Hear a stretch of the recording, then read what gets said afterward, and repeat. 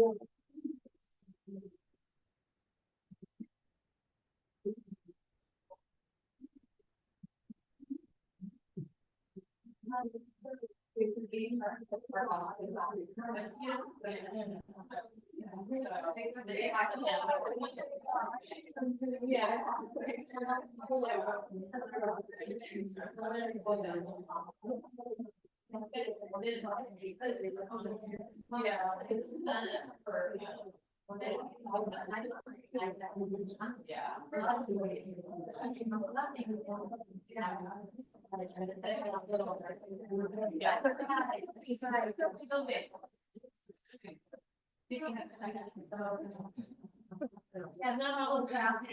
which one? Bottom. The bottom one. Okay, perfect. And you got the page. No problem. I'm just gonna save it to desktop See if it opens. or copy. Yeah, it looks like it's there.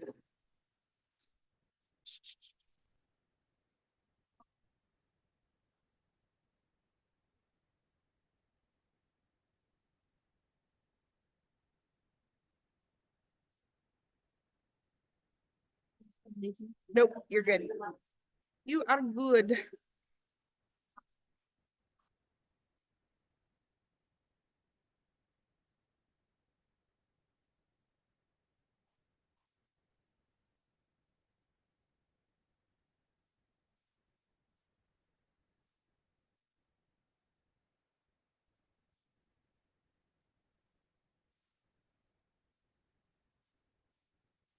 Yeah, it's yes, we're live. Okay. Do whatever you need to do.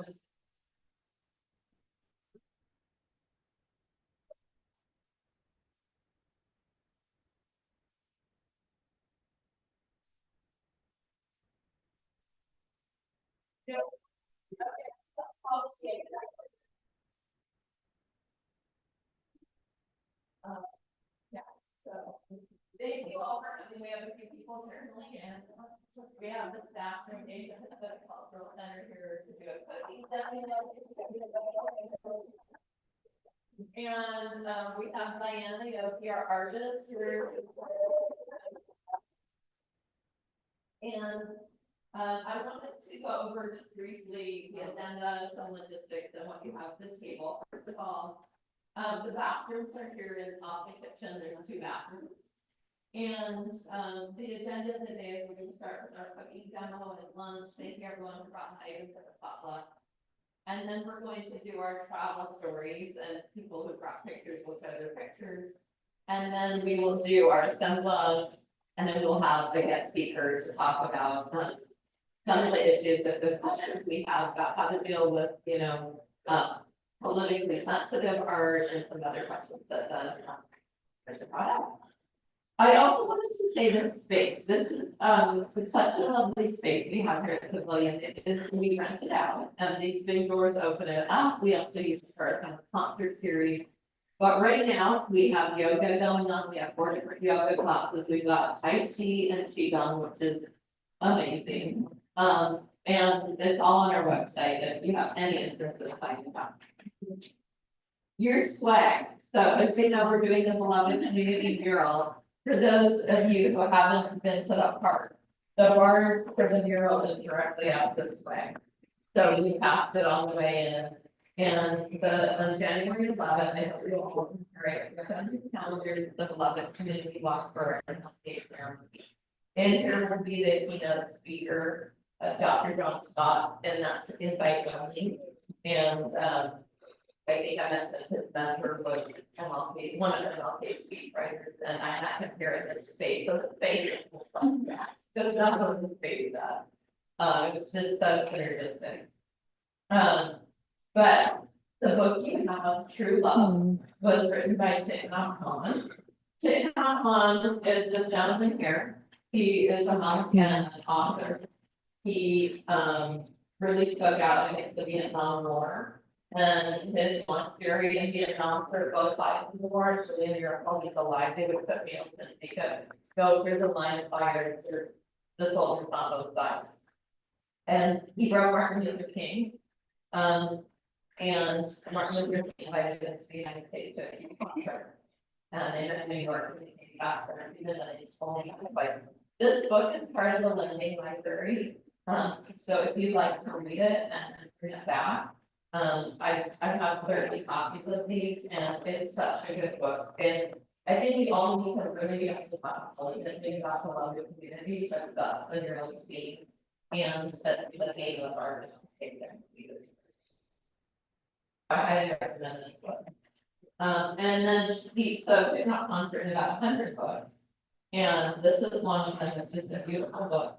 And Nut Hearts, we'll be giving these out at the event this way. And Nut Hearts will also be giving out. And the idea with the hearts is you keep them in your pocket. And when you see someone that you think could use the heart, you hand them one. Or if someone's really inspiring you and you think they're fabulous, you know. So that's the idea about that. And then the mugs are going to be swag at the event as well. And the only thing we don't have is the tote, which is so amazing. But that will be. Okay, so.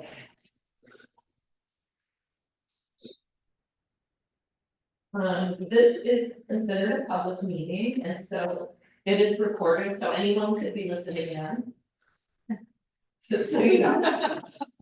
And if you would do a reply all on emails, then it also counts as a public meeting, so if you just need to reply to me, that's really what you want to do. Okay, we're going to start the close down. Would you like us to just surround you or stay seated? You can sit it there, and when you wanted to speak, you can walk on. It's okay, I didn't know you Facebook. Okay.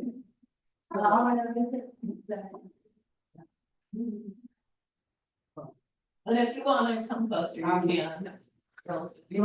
One.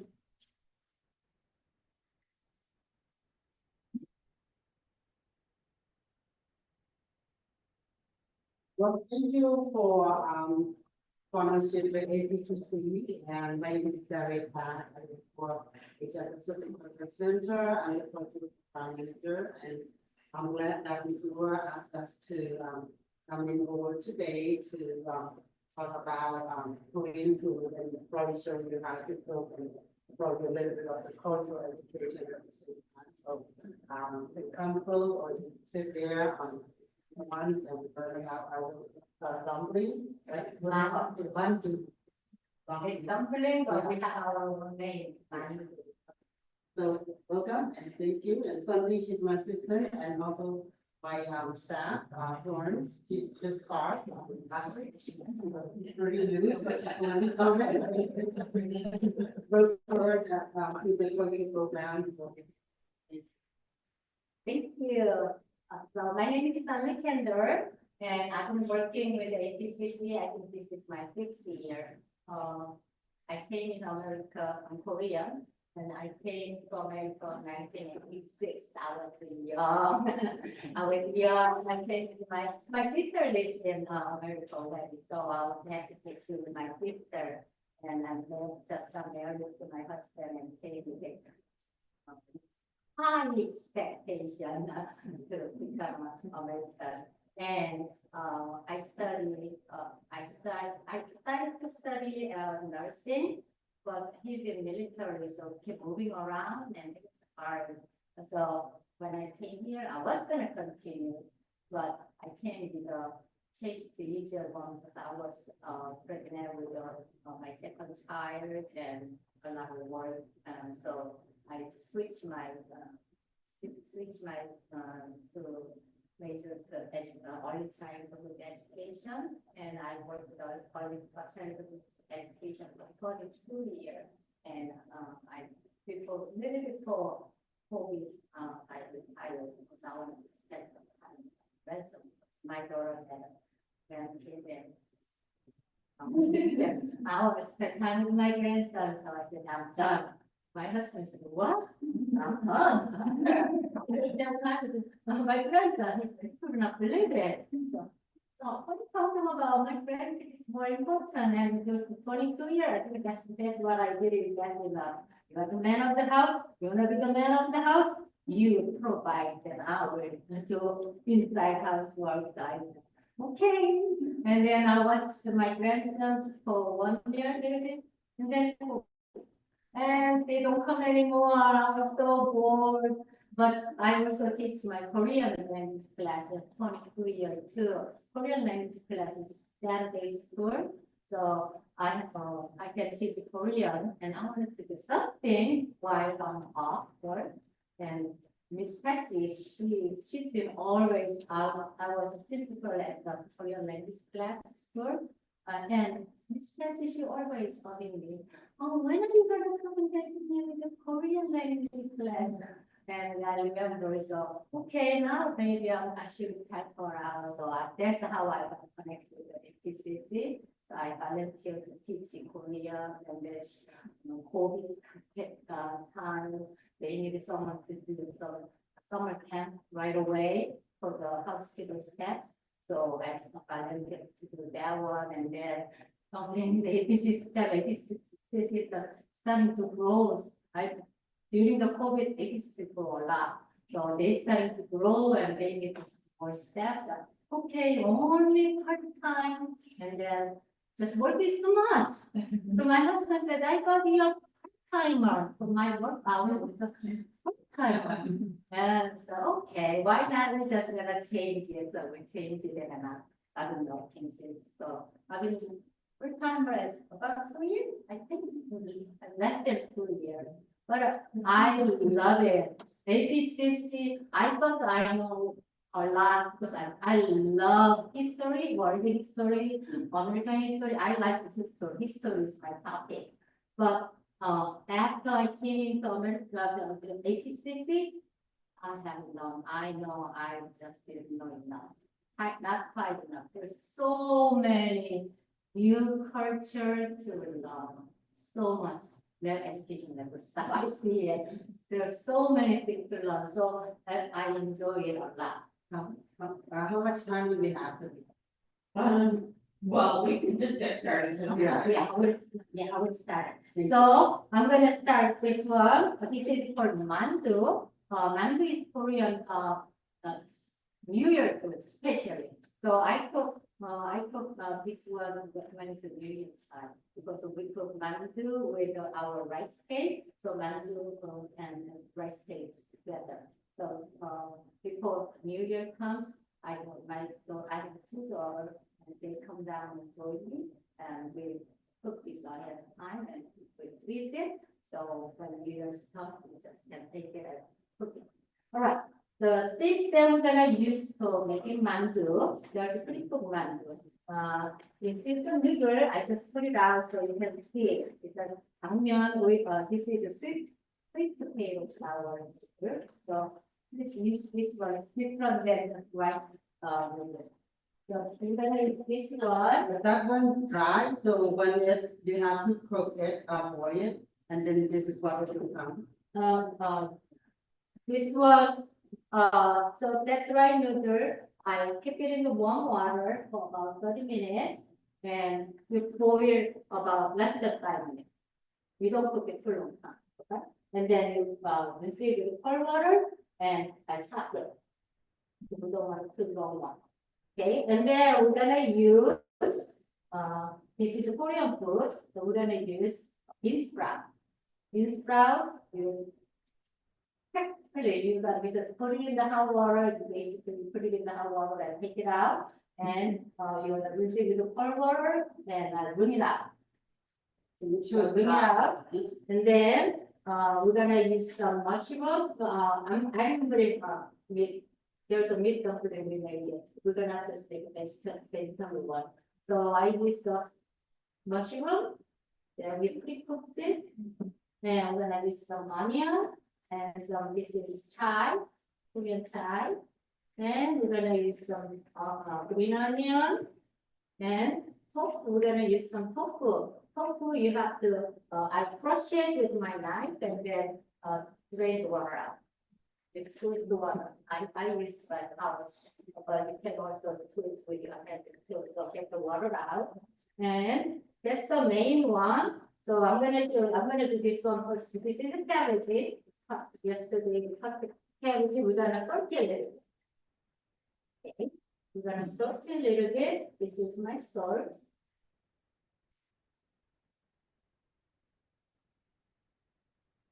And we leave this for a little bit and we're gonna also get some water out of this because we don't want it.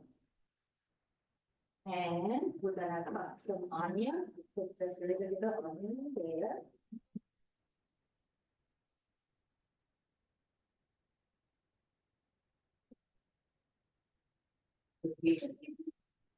Say potato flour. The little is a seed. They have different kinds, so it doesn't have to be big kind, but Korean, we use this one. usually, yeah, they have variety. You can check the Korean store. Yeah. It may come out different types, but for the mango, we use this sweet potato. Not that skin is there's some clear little rice, right? But we don't use it. So we let it sit a little bit.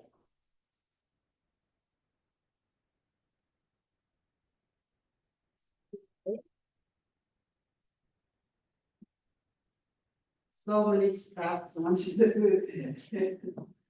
Take time to really prep all this. Yeah. Okay, so we're gonna mix with this tofu. With onion there, right? Libby? Oh, but I put the onion, we're not supposed to put onion now. We don't wanna put onion now. I just put it there because it's. And we're gonna mix this one. We're gonna mix the noodle with a little bit of sauce, sesame oil, because the noodle is always sticky. So we're gonna use sesame oil to release that. Then you can tell them where to get all this ingredients. Yes. We mix this one good. You do have a recipe sheet that. Yes, we Step by do. step, so I'll have to go out with it. I made a simple one, so. So you wanna mix it like this one first. When you use the meat, you wanna mix meat and the tofu first. Okay? And I will use some garlic. This is already chopped garlic. right? Yeah, this is the first time I ever bought this garlic. The fresh one is better. Fresh one. Fresh one. First time I ever buy this one. I put some garlic. Garlic is good for you, so. Get more taste and Garlic here. And maybe a little bit of. Also, one pinch, little bit of salt. And then, well, I add that mushroom. This mushroom, we chop it in small and fry it. With a little bit of soy sauce and a little bit of sesame oil. And we fry it. Okay, so you wanna cook this one. Something that is like this.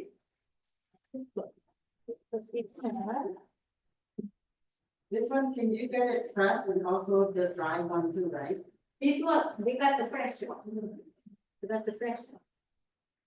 It's not that expensive. Yeah, if you get a dry one, you have to soak it with water for it.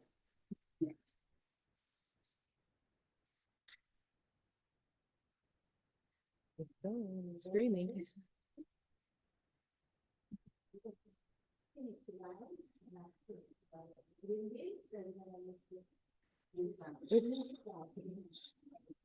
We're on video.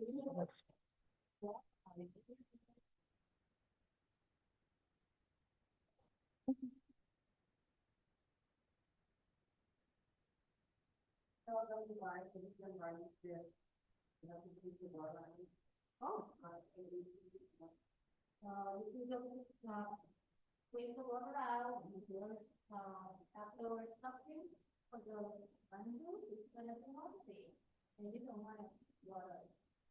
Because we have to wrap it with the mango, skin.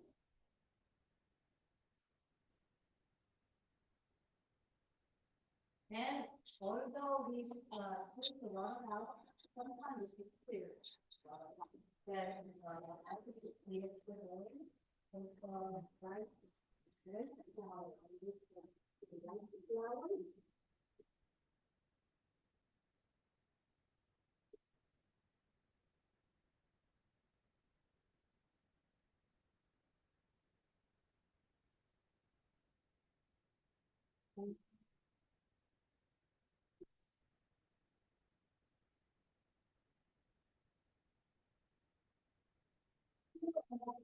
if you make egg roll, but sometimes in some egg rolls, they use this, that one maybe you don't have to, right?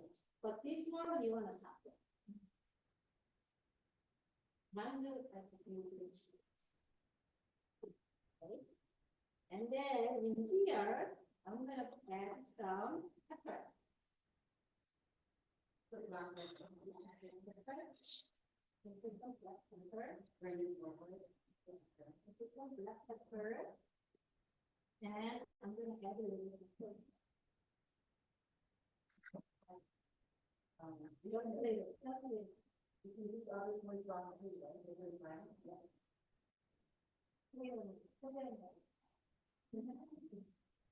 And I found this one to show you, if you make a lot of stuff, something in the meat, this is like a kind of like a cooking wine. So mustard, it's called mustard, this is, there's a little bit of something. It's, so this is really good.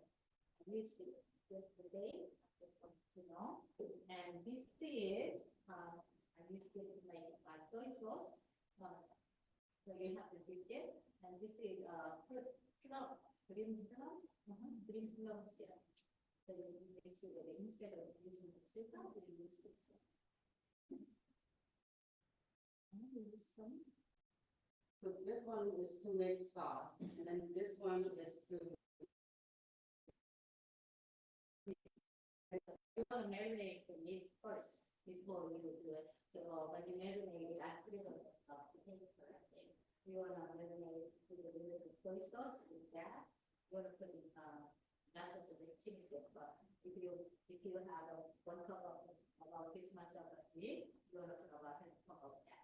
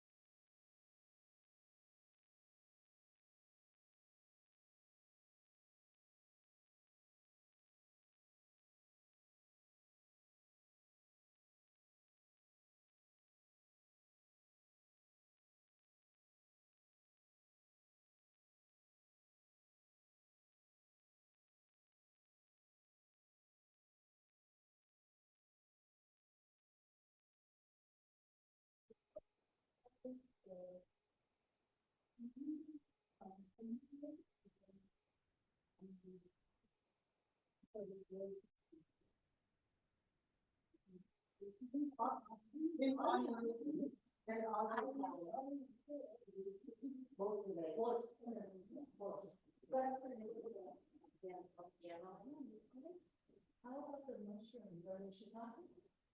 Yes.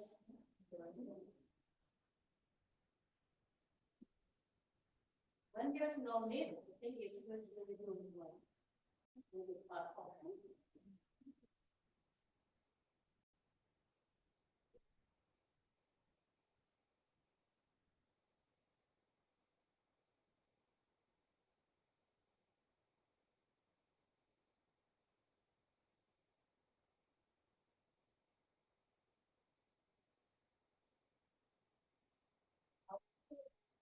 Tomato seasoning that Korean people use it, with flavor, it's like a very dry kind of, with,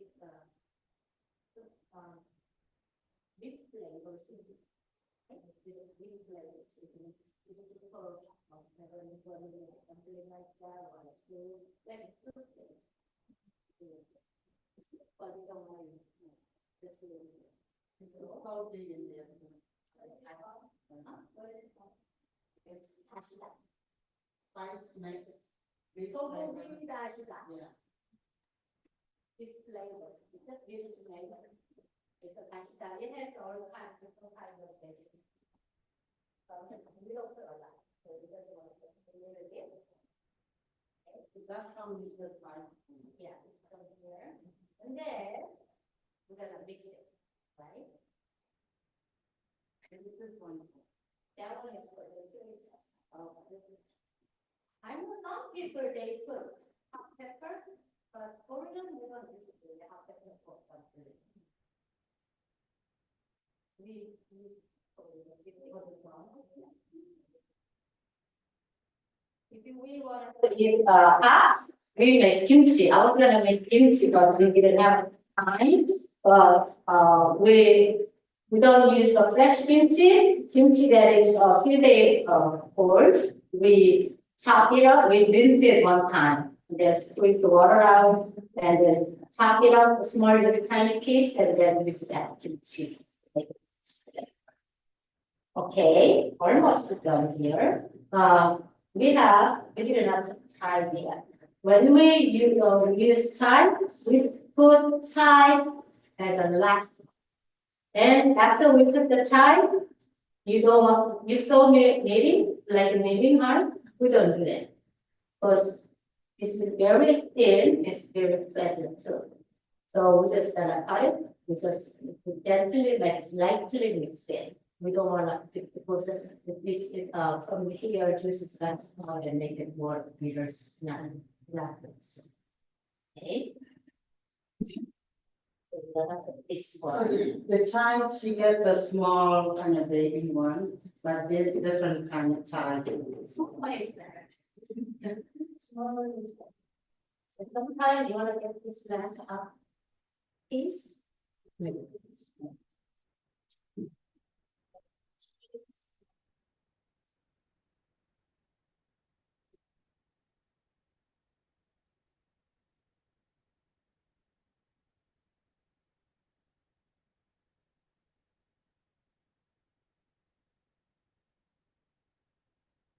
This is a good mango because we can use this one for skin one. Today I'm serving this as a skin mango, but we can also make it water mango dumpling. That's how we use it on this day. So we can To dumpling. make soup, you did fry soup, right? Yeah, Yeah. or you can deep fry too. So.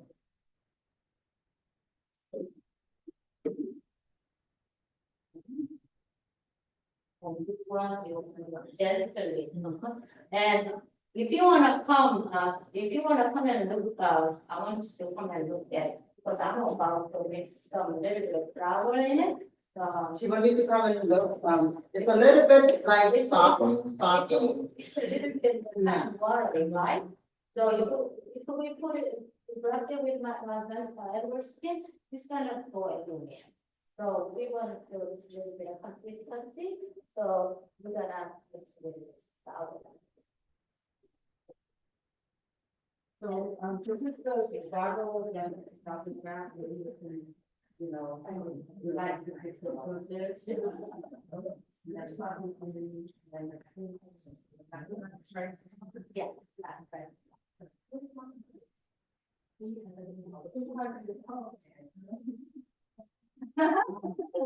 My mom's really, I don't know really nice, but I'm always playing around, I'm for love, but I notice I need it.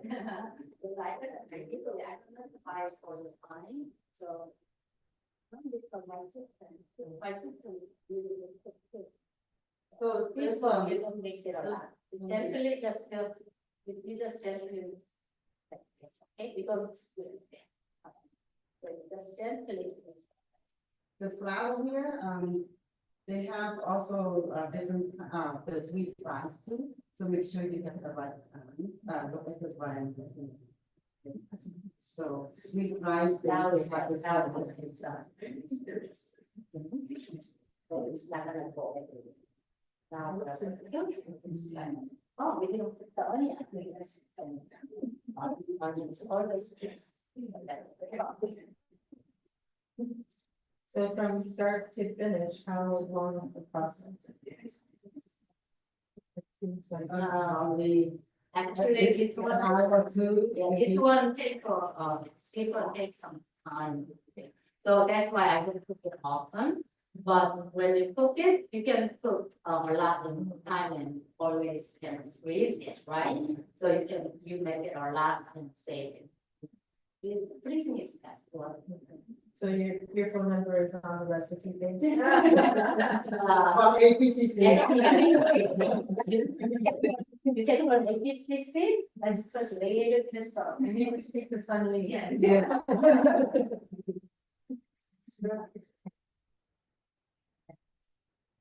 Or easy, you can just go get from the store. You can catch it in the store. But it's the taste, you need a fresh one. It's like gather, when you go to their home, this is what you gather, right? That's why we cook it at home, take a lot of time and lots of preparation. So that's why if you're gonna do it, you wanna do it a lot. And You don't wanna do it all the time, right? in volume. Can you come on? I don't know, you can ask my father, because she can do things all the time. My time is limited. So, like this, now it's ready to, right, and The wrapper, Ready? the wrapper. I'm gonna change my blog.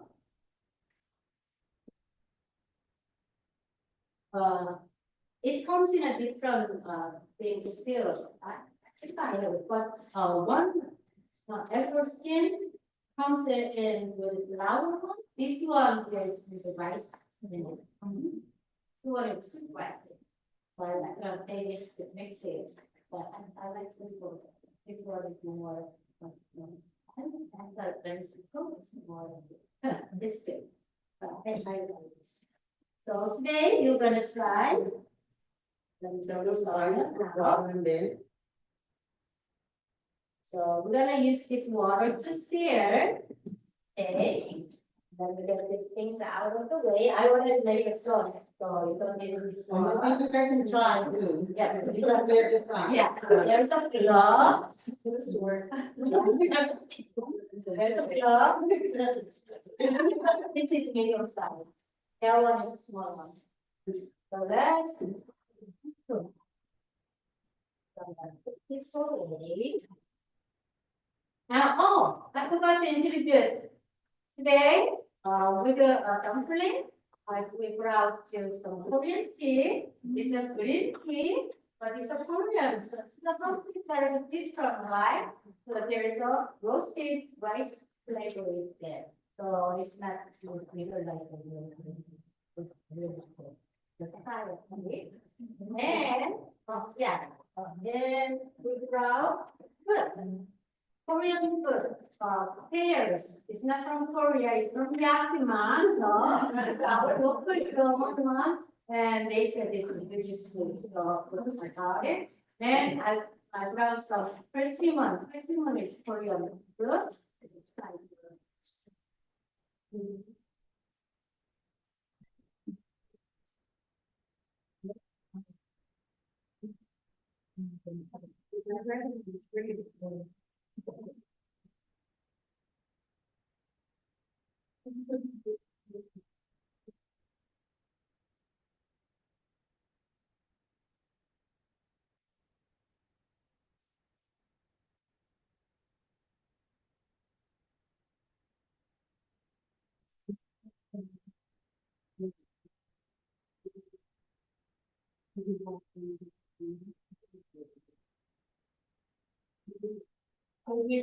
They have part that most of the ones that happen, they happen this month, they is for rent. coming from Missouri, Korea, if you are looking for Korean one, but I know there's other countries that do, but Korean one. South Sudan, there's a one company in California. Or most of them is not. So, this one is the menu of one company this year. On the down on hand, we kept it down on put it on the line of it. Put it on the left hand. What is that? Which one for you? And once it's up, you want to put one foot up. Mixture in the middle. And then pour the middle together. And that's it. And there's a different way to stir. So some of them we give some what do you call it? We shake it up different way. Yeah, we shake it up different way.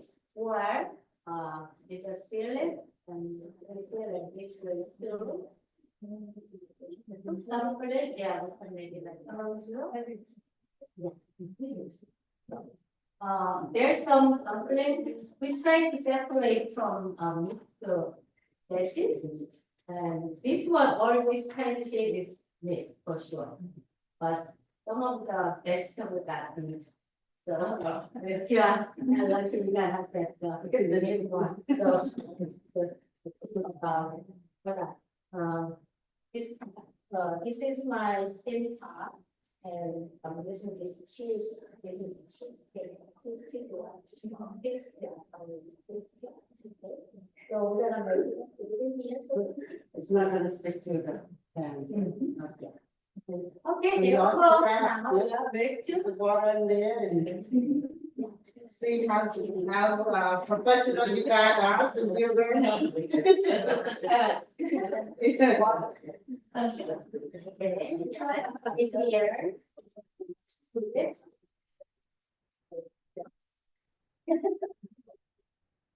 Oh.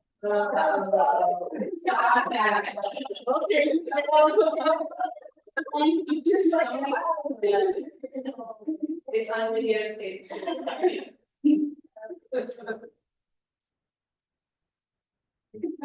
Oh, get in there. We're not waiting. Oh. Our turn.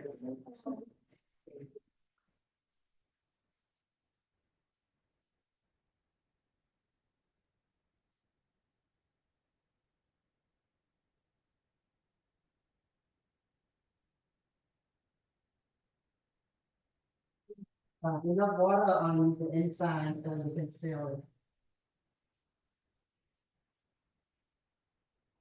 Looking good.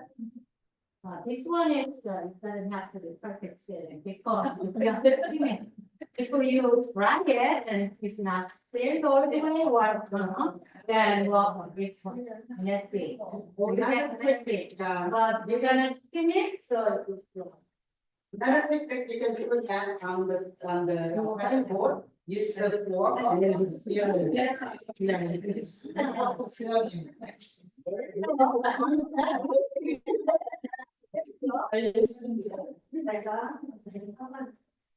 Wow, that one done. Whoa.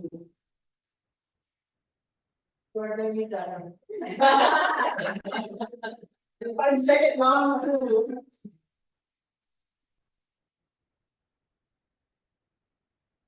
I'd love to want people to start eating. Oh, Yeah. Yeah, I think whoever's done here, maybe can start. Okay, so there's some buffet where also there's the dumplings, everything that's got different labeled. So after you make one, you can grab a plate. So you can, yeah, you can come back and. Yeah, or you can grab a plate and come back. Right. Laura made a spot. My chair and my hand, we have to.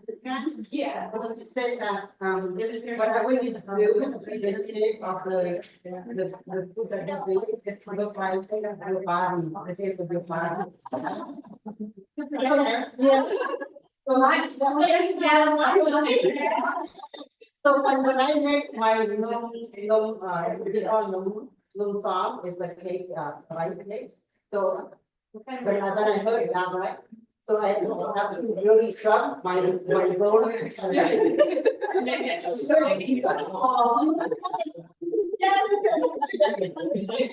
And mom.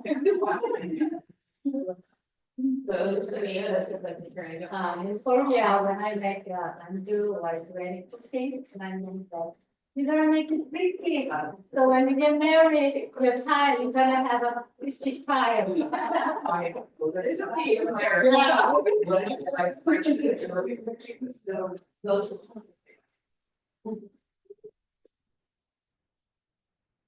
I've also staged all of the reviews within the Korean, so if you want to see a photo of it, when you look at me, it's a lot easier to find. You guys did a good job. First, because why you do. Different kind of sign.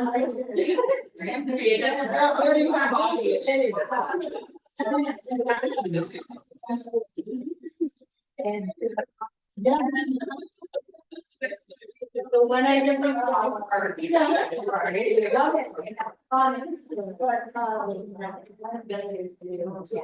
No, Oh,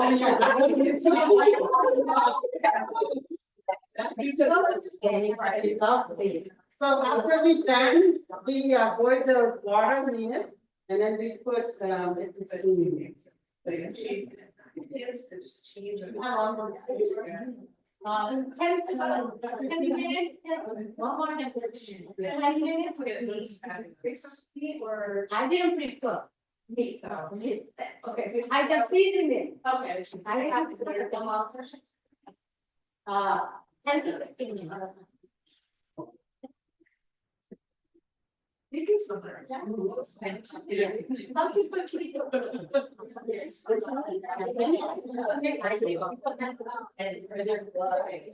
yeah.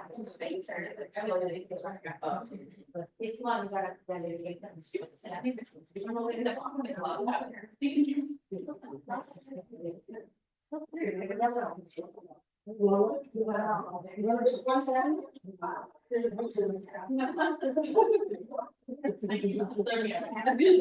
All but they are small, yeah.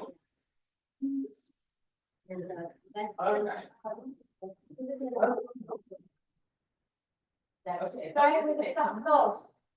The sauce. So I always put too much or whatever, and like if I, it's like. That's what I was waiting, I mean, I like, yeah. Yeah.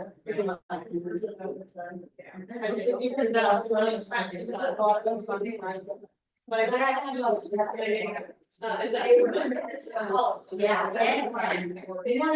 Put it on. Put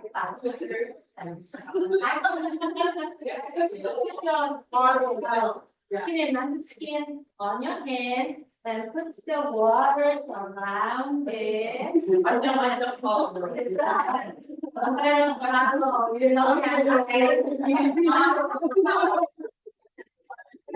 You know, it becomes season.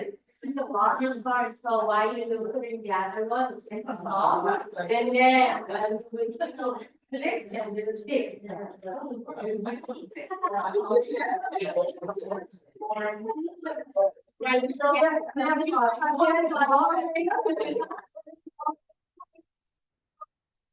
I'm trying to challenge you.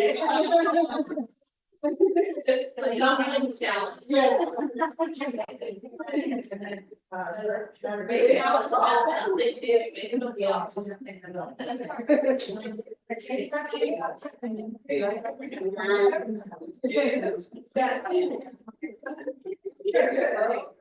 So good job. I Oh, no, sorry, we have I could see it. Oh my gosh, that's fantastic. What did I do here? And you can find the seats, and then you can see what the. And I think.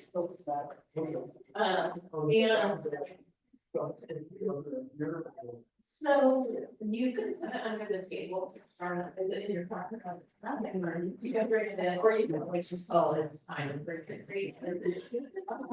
No, I usually I'm waiting to get it.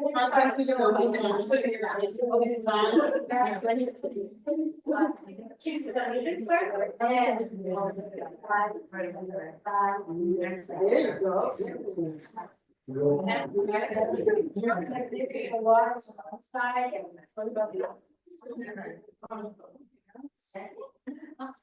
Oh, gonna be like this? Oh, I don't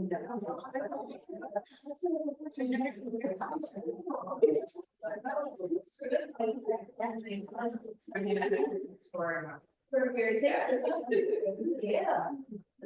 Good job, guys.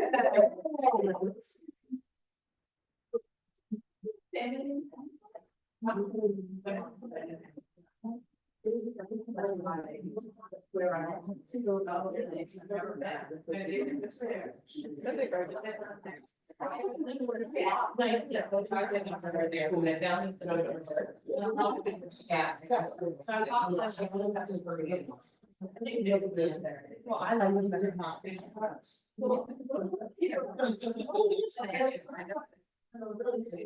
Oh, actually, that, Some listings.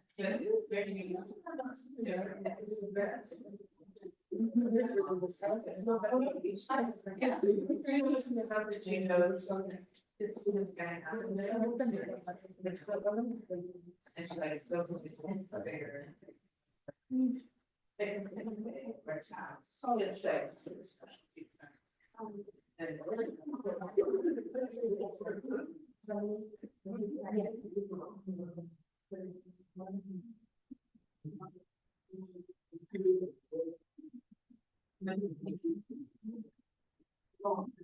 And let me know what it is like. So good, so good, so good. And then now I'm going to do it.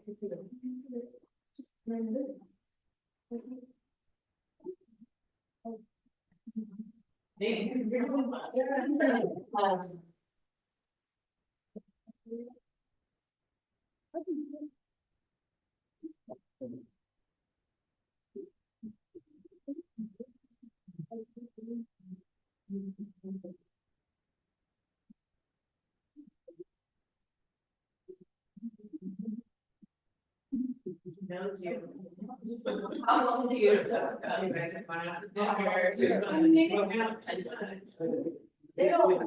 It's always. Yeah.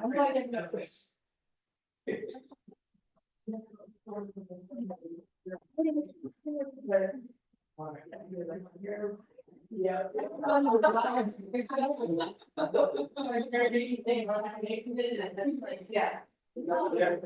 No.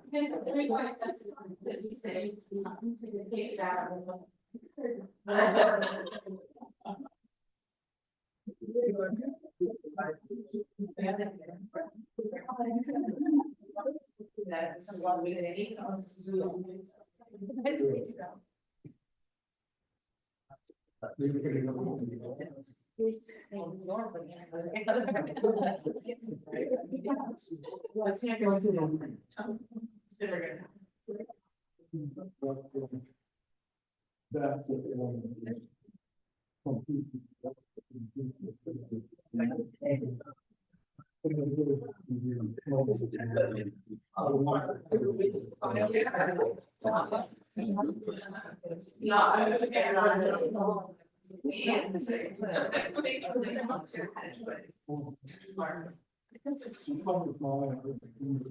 Somebody else.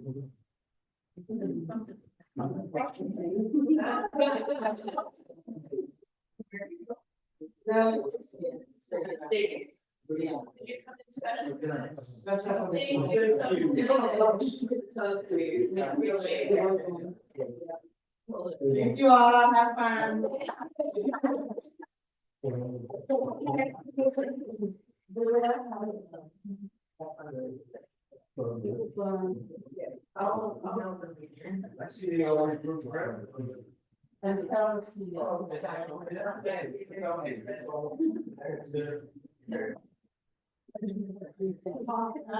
What do you do?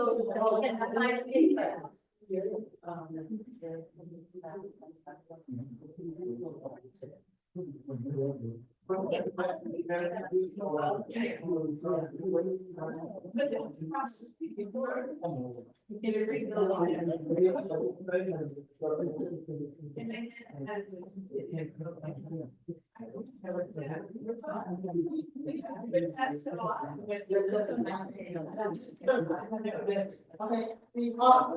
That rest. Wait, but then Yeah.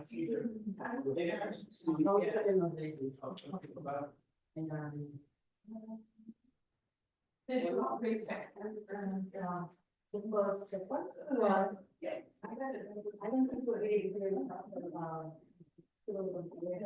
say that something about the corner. So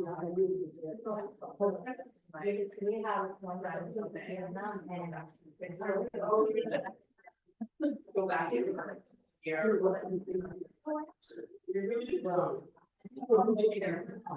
Yeah.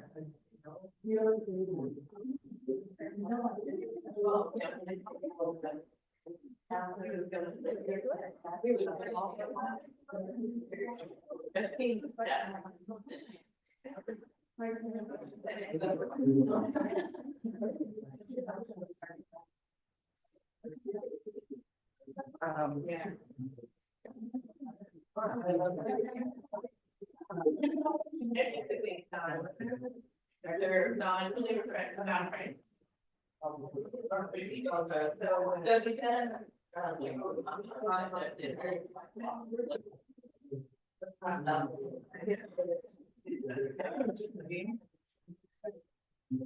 Across from the Pierce Transit. Oh, that little area, like, around the corner. They would actually like better, like, stuff. They want well, your friends. Yeah. And they have more stuff that they cook there. You know, and they'll cook stuff fresh, right? What they do on the outside. Reservation.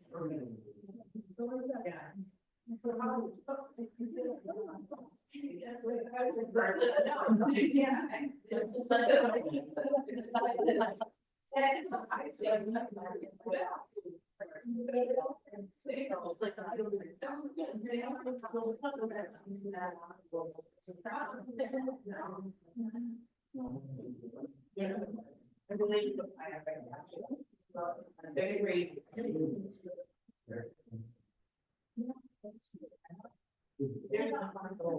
Well, no, it is. There's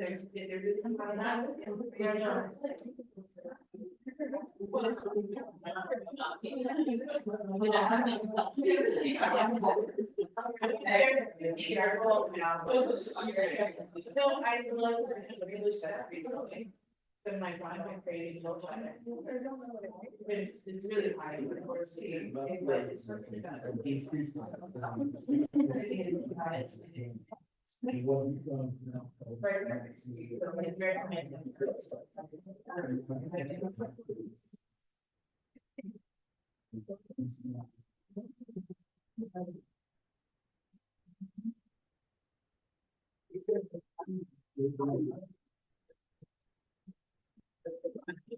I'm saying that.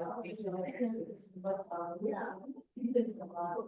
My boss is big.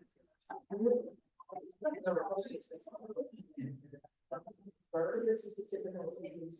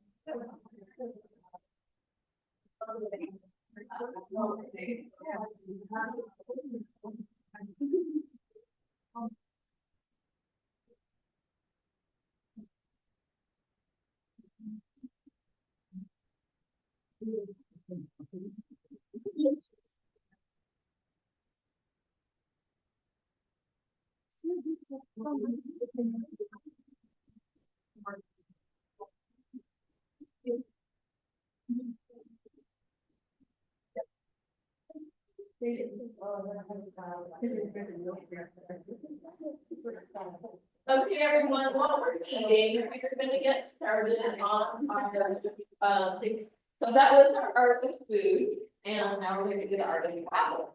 And just how when we travel, like brings out our spontaneity, it helps us think outside the box, brings out your creativity. And so it could be a staycation or it could be a vacation you went on, and many of you sent pictures, so. Councilmember Val, do you mind starting off? Yeah, I have to log in, though, the matter is done. Okay. So it's pretty much ready, so. Eating well.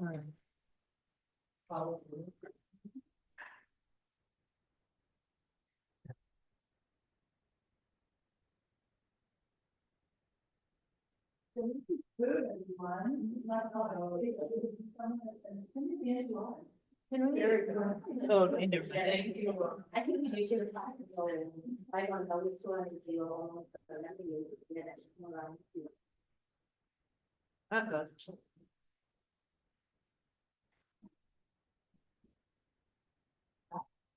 I know. Do you remember what to name? What to name? I'm brown rice. Oh, follow this one over to okay. Large. Thank you.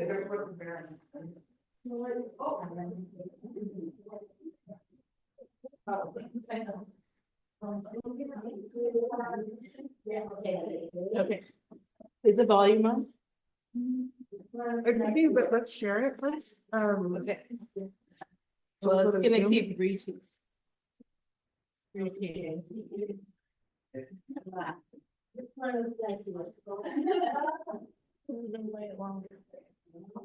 This is gonna show how.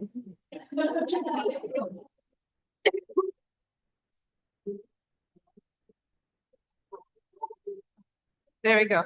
Hold on, I'm gonna also share it to YouTube if you're okay with that. Yeah.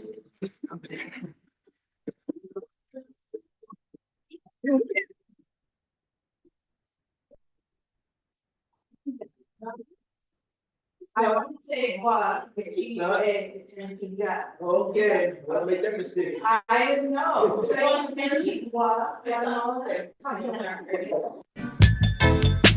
Now I can recall all my early days of childhood. Some wish us bad while others wish us good. Yeah. But me say, oh, what a feeling.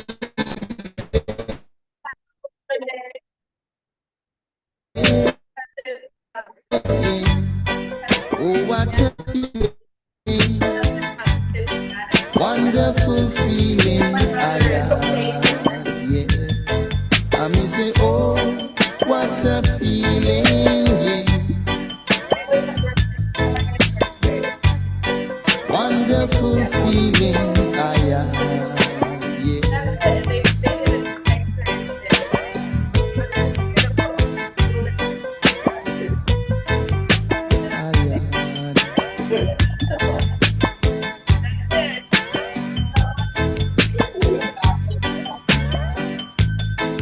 But me say, oh, what a feeling.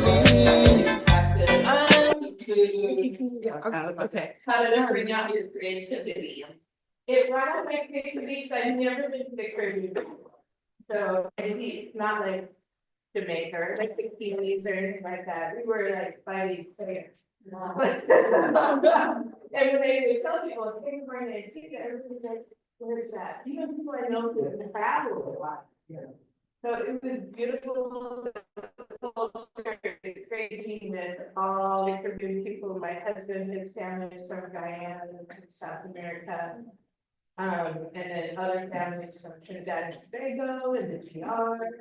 So it's and actually some family from Antigua there also. So it was great. I loved it. We laughed and said, when we go to Mexico, I have to like bring out Spanish and all that kind of stuff. So this was in Mexico. So did you bring any, did you buy your jewelry or art or? We bought, well, my daughter bought a lot of bracelets. So she loves sellers on the beach and that kind of thing. We did get a little bit of special rock from there, thing. Okay. And a bottle of wine. I'm gonna get my. From Antigua, so that was really nice. Had great food, but it was food I was really familiar with already. But it was nice to go to some different spots. What is the food? Is it like just? Like roti and curry goat and fish cakes, a lot of fish dishes, a lot of curries. A lot of beef soup, lamb stew, that kind of thing. Spicy? Very spicy. But you can make it spicy or however spicy you want. Are the origins of that cuisine African?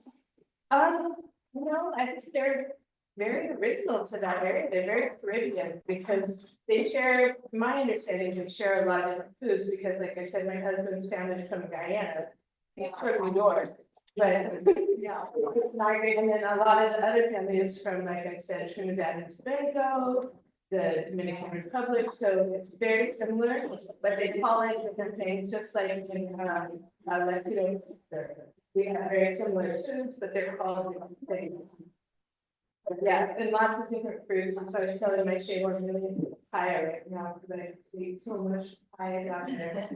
And so now that's all I want in Washington. Yeah, so it was wonderful, it's very hot, but oh my gosh, you don't, you're in the kind of close. So that's it, thank you. And so for those of you who are new, just a reminder that Councilmember Bell is our commission member who's the liaison between us and the city council. It's great because Patty was on the arts commission before she's got what to say. Okay, who wants to connect? Who has photos? Laura wants to go up. Oh, right, you're out. That's. So a few weeks ago, I went on a trip, it was a year and a half in the planning with the Galapagos. Had you asked me 10 years ago, I ever been to Galapagos? Whoa. It was unreachable. So, but then it turned out it was a photography workshop and one of the, co-leaders of it, I knew from another workshop, and so he said, you'll love it, photograph wildlife. So, I went and, we went, let's see, September the 28th through October the 9th. So, and We were all tired. Long days, but, yeah, so the Galapagos is, part of Ecuador. And, we fly into Quito, which if anybody knows Mauricio Leo. He grew up in Quito. And so he gave, which was a funny story, because he gave me a packet to give to his goddaughter who lives in San Cristobal, and I'm like, well, how's that gonna happen? So, but, it worked out that our, leader Pedro, he took us around the Galapagos, not the photographer, but the naturalist, was from the same town. And so he was able to deliver that. So he taken photos of, her parents and their family from the nineties. So, Mauricio had been there years, so it was nice how it all worked out. Anyway, so, there's baby seals everywhere, there's seals everywhere, you can be careful when you go and stuff. If they're on a trail that you're going up, you have to get off. Things away from all the wildlife. Did you take his photo? Yeah. So there's this cute little. What did you name him? So this little sea lion was really cute, and he would like follow people, like my mother, and so he followed a couple people, and you had to move because you had to stay away from them. And but then he turned around and looked at me, and it was so cute. So I got a picture of him. So. What camera are you using? So I was the only one who had an old fashioned DSLR, which has a mirror. Now they have mirrorless cameras, so they're very quiet. And so mine, when the shutter goes off, you hear it. And so all the animals look at it. So which was kind of nice because I like that, to look at it and stuff. And so this is a Galapagos hawk that came by and sat by our equipment. And then looked like he was gonna try to take off with one of the straps that somebody had on the log, but so anyway. So I learned a lot, birds and flight or something that I learned. And this is one of the highlights of the trip on the island of Espanola. These wavy albatross go there once a year for courtship and mating and nesting. Otherwise they live their whole lives at sea, and this is the only place they can. So it turned out to be really nice there. It was during the time that we were there. And they do this little ritual where one of them open its mouth and the other one its head will bob, and then they'll do the opposite, and then they'll rub beaks each side, and then at the end they have both squawk. It was really kind of fun. So that's what these are. These are big birds. And we went to this hummingbird, this lodge up, we go to the Andes, and it's part of Quito. There was hummingbird feeders and we had a hummingbird. So this is got right on the hand, which is one but yeah. And this is really cool because like the first time we got onto one of the islands, we all turn around because there's these jumping rays, and it turns out these are called, they kind of call them devil rays, they're high-tail Mogula rays. They're part of the manta ray family. They're like 16 plus, so it's pretty far. And we turn around. I was the only one who had the camera set, so I was the only one who got the picture of these rays jumping in the air. And so that was pretty cool. That's really fun. What was your photo like here? Like 500. Some people like 800, they didn't have their camera really. But that was. And this is a magnificent frigate bird, and they're really big. They're the longest wingspan, the body size of any bird, and this is a male doing showing off to attract the female. So this is big throat, red throat, and fly, they look like pterodactyls. But anyway, so I caught them in a bunch of stages. Oh, I love these iguanas. So there's marine iguanas, and land iguanas, and this is a land iguana. And, yeah. I think that's what the sand was, but he looked like, you know, because they have salt, that's a salt deposit on their heads. It's not whole other dinosaurs. So there's really small ones on one island, and then there's big ones, the land iguanas as well. And this is at the home for this too, this is the chestnut. Roasters. I can't, I have it all written down, but I took like 6,000 pictures and that's it. And then I'd have to go back to the guy, so I posted one on Facebook, but then I would have the date. But it was raining so it was kind of fun to do it. Well, you should have gone last. No. Nobody's gonna want to go after you. And then this was another, that's a same, there's the first one that was, with his wings out, this is the back of it,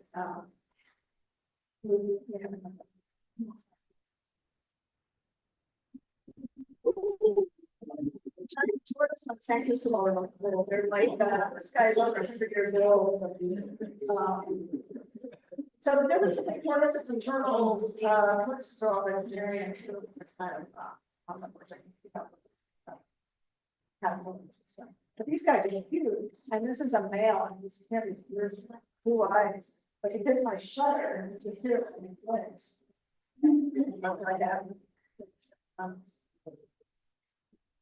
And as you can tell, the sound's pretty bad, like, we're the only point, so. Can everyone hear okay? And this is a really hard, challenging, it's called tropic birds. And has that long white tail, but it dives, it flies, it nests in cliffs, and then it flies. And the thing about birds that fly, you want to get a picture of them, not so much just in the air, but you want this background behind it and stuff. And that was really hard. So just to catch them and fly is hard, but you know, I actually got one. Oh, surprise. Using shutter speeds. This one. These bottlenose dolphins showed up this big pod, probably like 100 or so. And so we all decided to get Lapanga, and then the people were going to snorkel were one, we were the other. I didn't snorkel this, but then we just got out there and they were jumping all over, and I had a shutter speed of like 1/4,000 seconds.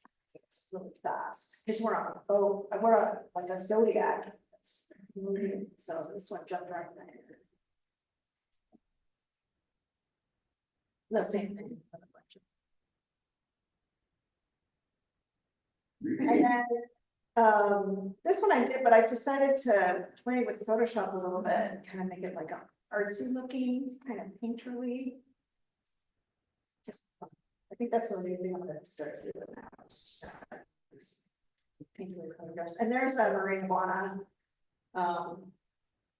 So they swim, it's weird to see them swim in the ocean, so they swim and they come up on land and then they sit for a minute, and then after a few minutes, they'll blow salt out of their nose. Which I've got a picture of it, I don't have it in it, but they're pretty black like the lava, they're pretty camouflaged.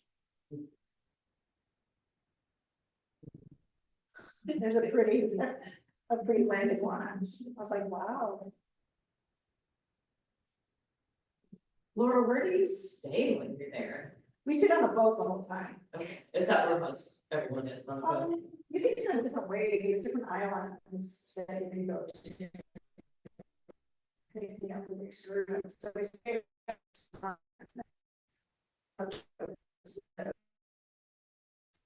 Ultra. How long did it take you to get there?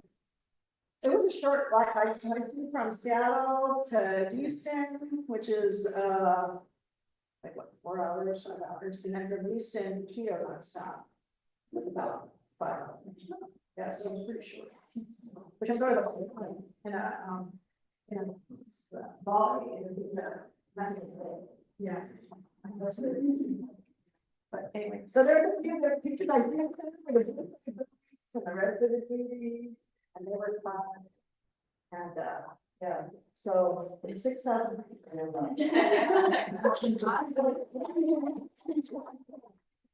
Oh, but the thing about towel is that it's nice to always see how different people live.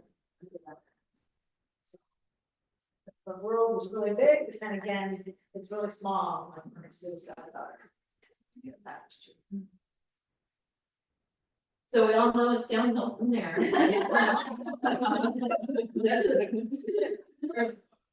Yeah. So who would like to go next?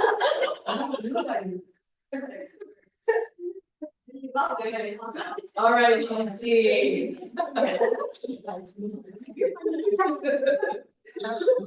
So I am kind of bored, we didn't really go on any trips this summer, except for a couple of weekends to Portland, but I failed to. So, yep. Okay. So I'm going to show you my wedding journey. So I got married for the first time in June. My husband, it's his second marriage. We won't talk about that. And we kept it really local. I don't want it to be the center of attention, so I want it to be really casual and fast and let's get the day over with. And I know that's weird for a bride, but that's me. So, Sorry, I'm No, that's- trying to stream it, so sorry, everybody, you're gonna see it a couple of times. Let's see. You just Zoom. Why don't I see you? That's weird that it's not showing. I'll try to do it. There we go. All right. Yeah. Okay. Oh, now you're live. Awesome. Yeah. Okay, so like I said, June 8th, 2024, we kept it local.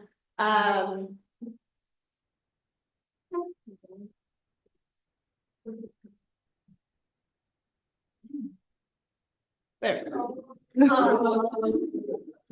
So that's my husband Steve. Just so weird. I haven't been really shared any of these photos on social media or anything. So it's like good. Now I'm hooked like for the whole YouTube plan. So that's Steve. I can. Okay, that's her. This is just a few of the little details that we got. I did try to source everything locally. So flowers were from a place called Barlow's Dunes out of University Place. We've got the rings on Etsy, and then this is just a little gift that we got from the chapel that we used.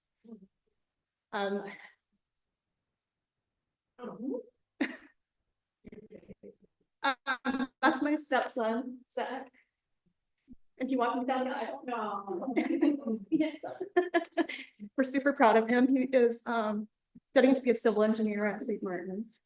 He's got a job lined up already for June. We're very excited. It's gonna be a big boy, grown-up man, finally. The ceremony was at a small chapel in downtown Tacoma called Globe 253. They pretty much took care of everything, provided the officiant and the photographer, and it was just a really lovely, it was no more than an hour long start to finish. And then we all kind of hoofed it up. Oh, and they also provided a Zoom stream so we could invite everybody all over the country. So we had about, 75 people tuning into that. So, and after we were done, we were able to say hi, like we chat back and forth and got the recordings of both us and the Zoom thing. So that's our little family. So it's a very small ceremony. This was everybody that was invited in my family and his family. Want it to be nice and bright. I included these because it says, art is greater than me up there. This is just a little on the street in Tacoma.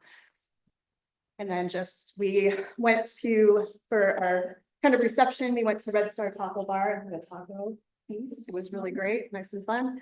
A bunch of us got rooms at McMenamin South Temple. This is our balcony and we were about to have a champagne toast. And then there just happened to be a 90s dance party in the ballroom.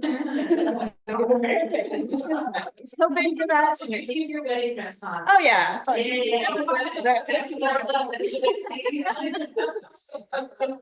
And then We stayed the night, it was great. The next morning, we're at breakfast with my family and the ring camera goes off and Steve looks at me, he's like, oh my gosh, our yard is flooded. And so the water main across the street had broken and it just flooded our entire yard. So there was about 6 inches of standing water at one point. Luckily, no damages, so it was fine, but great start.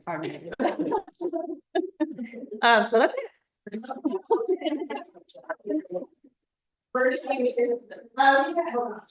had on New Year's Eve around midnight, 2017, and our birthday land. But he's right here. Yay. Thank you, Nancy. Yes, usually more local followers, so I would have had a trip, but yeah. Who's next? Nothing goes. Emily? There was a phone on the counter. Oh, it's.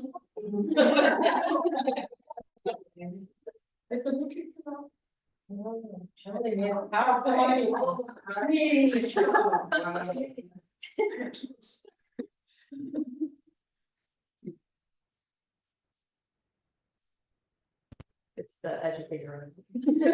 Together slide that for you.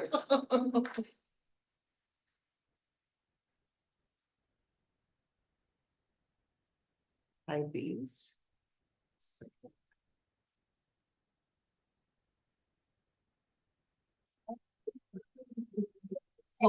Yeah. All right.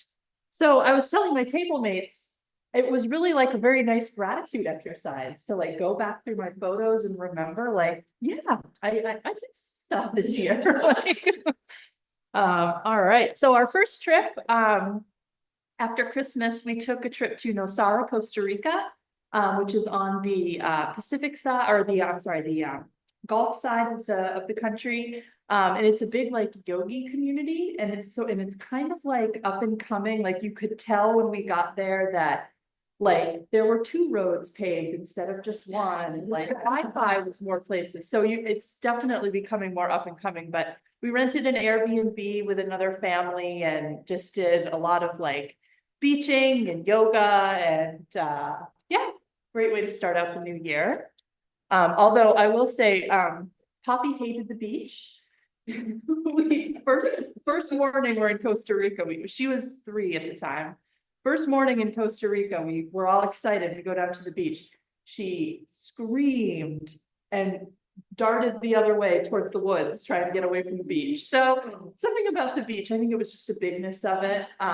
So thankfully our Airbnb had a pool and Tyler and I just took turns going down to the beach. But yeah, it was great. It was our second time in Costa Rica, but this was this time we didn't do like a resort. We did and stayed more locally, which was very cool. Beautiful yogi resort near there too, which was awesome to go visit, take classes at. So very fun trip. And then last summer we bought a camper. And so we really took it out a lot this summer. So those were a couple of places that we went. But yeah, great time. Poppy and our dog Tuka both really love camping. So we had a lot of fun with that. And then both Tyler and I are from New England, so we try to go back every year, especially since Poppy's been born and COVID is manageable now. So this was our trip back to New England in August. As you can see, Poppy's quite the flyer now. But I love this photo here, over here on the right. So down here in the bottom corner, that was when Poppy was 4 months old. We took her to New England to see everybody. So that's Tyler in the green, his older brother, and then their cousin, who they're both very close to. So they took that photo and it was just funny, but then it just so happened a year later, somebody was getting married. So we were in New England for a wedding a year later. And so they did a retake of the photo with Poppy a year older. And then another wedding happened. So a year later, we went back for another wedding. And then this final photo was from this past summer. Tyler turned 40, his brother turned 50. So we went back and had like a joint birthday celebration. So this is kind of a cool progression of Poppy and Tyler and Scott and Shannon. So yeah. So that was my year.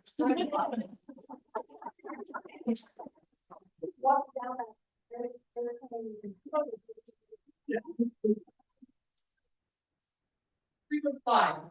Here, ask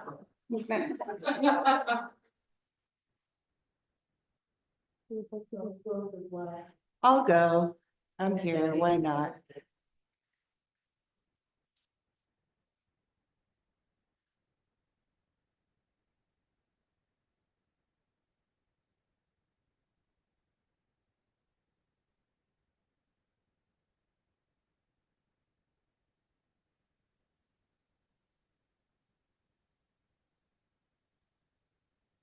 So we don't really go on like a vacation. We kind of just do lots of adventures locally. So I just picked out some of the places that we went to for this year. This was in February. Here's the Great Northwest Glass Fest. So this is one of the places. It's called Iverson Spit, and I just absolutely loved it. My whole family loved it there. So, and I would have never discovered that if we weren't trying to find a glass ball, which we still haven't found 5 years later. But we did find this beautiful place, and I just thought it was really cool. Of course, I would have difficulties. This is the International Kite Festival in Long Beach. We've been wanting to go for a long time. We were finally able to make it there. The weather was not that great, as you can see, but luckily it wasn't pouring. It was cold, and just all the beautiful kites. It was just really cool. This is my favorite picture that I've taken of Mount Rainier. It was just past like the Reflection Lake song. So and that was like my birthday trip and that shot. This is here. You recognize the beautiful H barn. So just a nice day. Got a shot of that. This was our most recent trip. We went to Idaho for my daughter went to go to Scarywood at Silverwood. So we stayed about an hour away in Bonners Ferry, and this is the Kootenai River. And what's really unique, luckily our hotel is right there on the river, so every morning I got up and had coffee and just watched the river. But what's unique about this river is it starts in Canada, comes down, and then loops back around up into Canada, so it's kind of neat. And then we just went to Kelso for something, and on our way back, I was like, let's go see the Winlock egg. So we went to go see the egg. Isn't that what, is it called Kelso or Toledo? It's before, it's like right, it's in Winlock, so Yeah, okay. it's like Winlock, Toledo, right there together. I've heard tales of it now.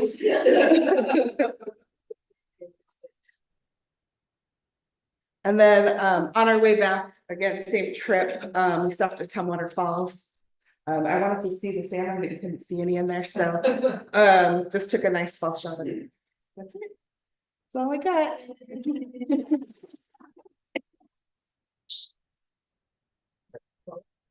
Thank you. So you're get ready now. All right. Okay. Okay. Oh, yeah, just a second. These are straight from my phone about half an hour before we came here.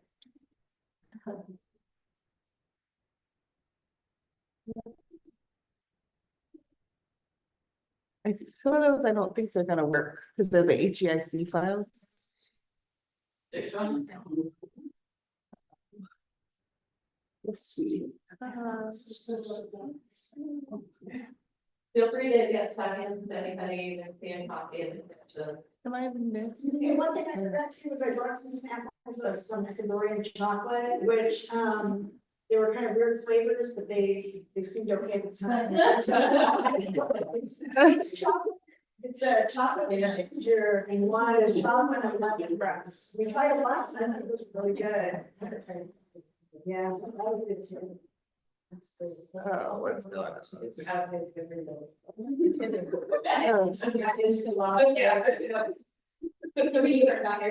I did.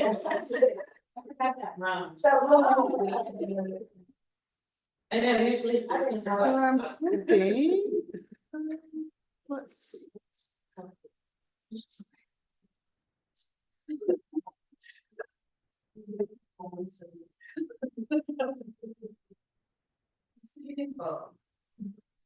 Where'd it go? It's up there. I did staycation. I'm hoping- Last year was the last one I cruised, but I didn't show those. Okay, so. Oh, I understand. I'm just trying to get it streamed to. So let me just- Okay, see. Share, oops. Wait.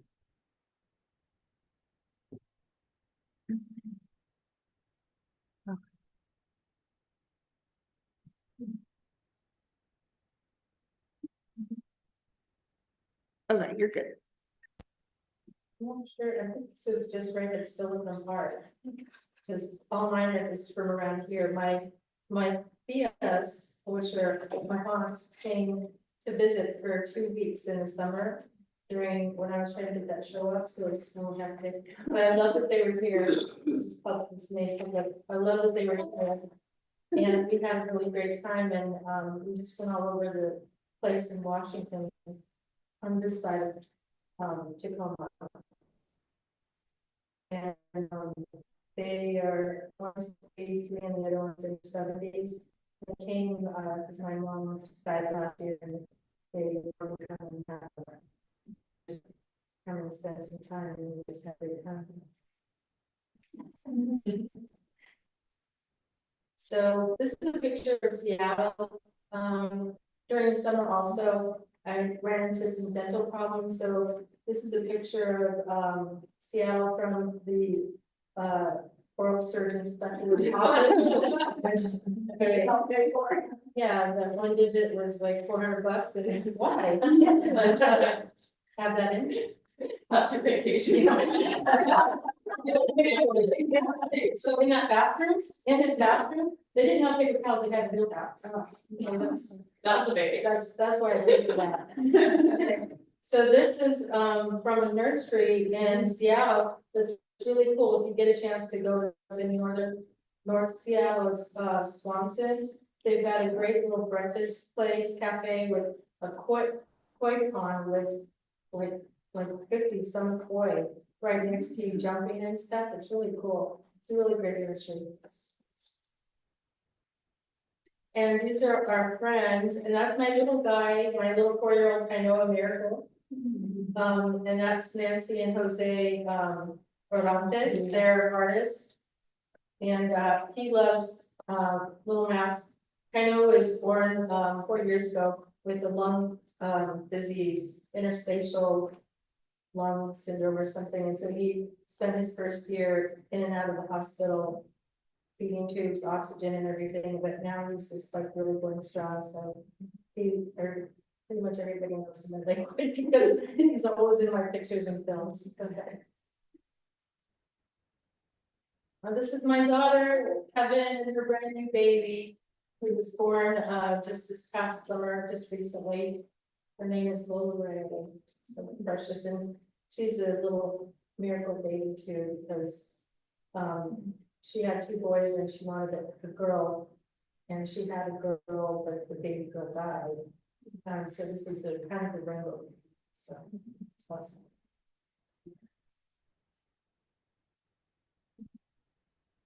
This is Silicon Park. Yeah. Super.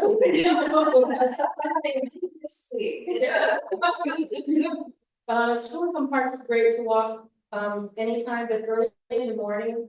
Daryl and I have been walking it like all summer long, and we've met the nicest people on the walks. They're regulars, and when you don't show up, they wonder where you are and why you're not walking.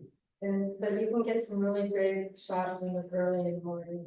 It's so beautiful and peaceful. That's this 4 year. This is a great park. Yeah. There's like fire. The sunrise was like fire that morning. That's that one. He likes to come on walks too sometimes. And yeah, so he's oh, that's Daryl. loves to. There's on the paths and I have the torn meniscus, a lot of stuff happened this summer. So, but we were on this walk and he wanted to go more of an adventure, we call it the Walks Adventures. And he wasn't sticking to the little trail around the lake, he wanted to go up the hill. And I have a torn meniscus, but we still did it, so anyway. He's my little, we painted leaves and he kind of made his own version.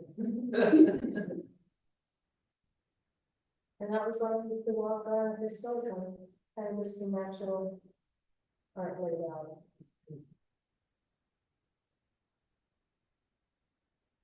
This is Tacoma Studio Art Walk. If you get a chance to do this next year, I won't miss it. If I can help it, I won't miss this. We meet the coolest artists on these studio tours. And this is Carlos Lagos. He's a very shy artist. His whole place is full of his art, and his style is in kind of impressionism. And it was just really beautiful. And it was just really lovely to talk to. He was very welcoming. He invited us back, well, he invited me back and there kind of time. And for cappuccinos and stones, because he also graduated from Les Cordons Bleus. This is the guy you presented to us. Yes. Yeah, okay. But he's backing out, he doesn't want to be public art. No, Yeah, what's his name again? Carlos Lagos, he has a website, his art's really gorgeous.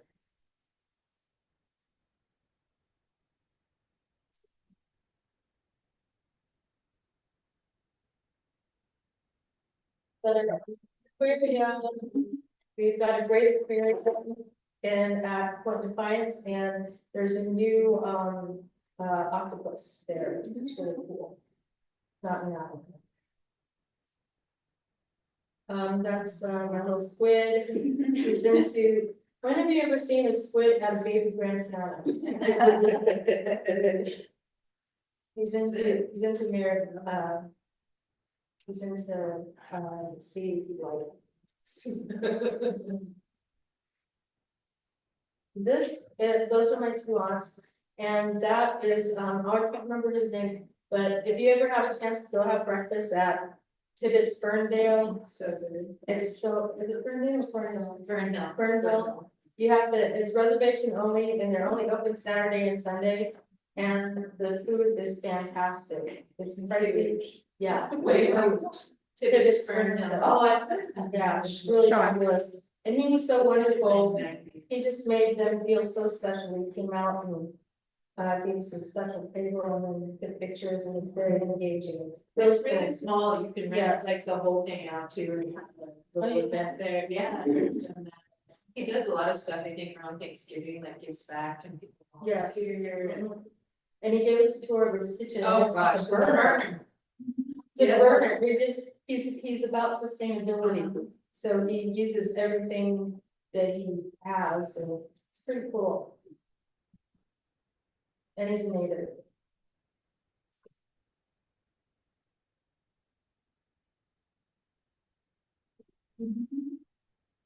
And this is at one of our great farmers markets. The 2 weeks that they were here, our farmers market was closed down, so we had to go to Stoughton. Sorry. Sorry, I didn't know. This was Vashon Island, the one thing that my tia Espy, who's in the half, she read about the artist that does these trolls. And she really wanted to see one, and she knew that they were over here. And so I researched where they were, and thankfully it was only a short ferry ride away to Vashon. And it moved her so much that it was like on her bucket list. She started crying when we were sitting there. It was really cool. This one's my favorite. Yeah, like the ocean, or right by the water. Yes. Walk down. Yeah. Isn't this like the Bird King? Yes, it is. It's the Bird King. Oscar the Bird King. There we go. That's it. Yay.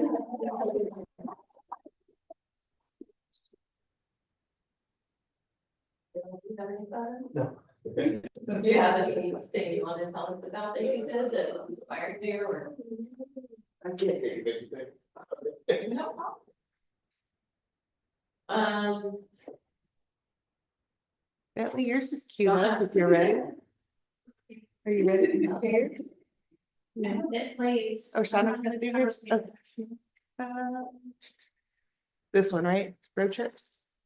Yes. Okay. So mine is all local. I tried to focus on some of my friends' first time adventures in Washington. I usually just share road trips with my daughter and myself. And when I share on social media, my friends get really jealous and they say, I've never been there, you don't take me anywhere. So this year I tried to share my adventures with my friends.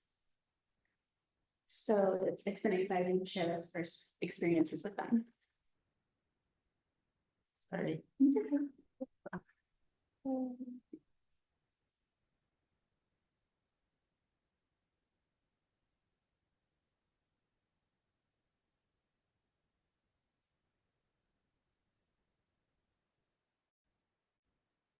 It's used to it. Yeah. Yep. Right here. Yep. Okay, so this was one of my girlfriend's first trip to the Tulip Festival. Last year I took her to see the daffodils and she was let down, but there weren't tulips yet, so this year we had to go back.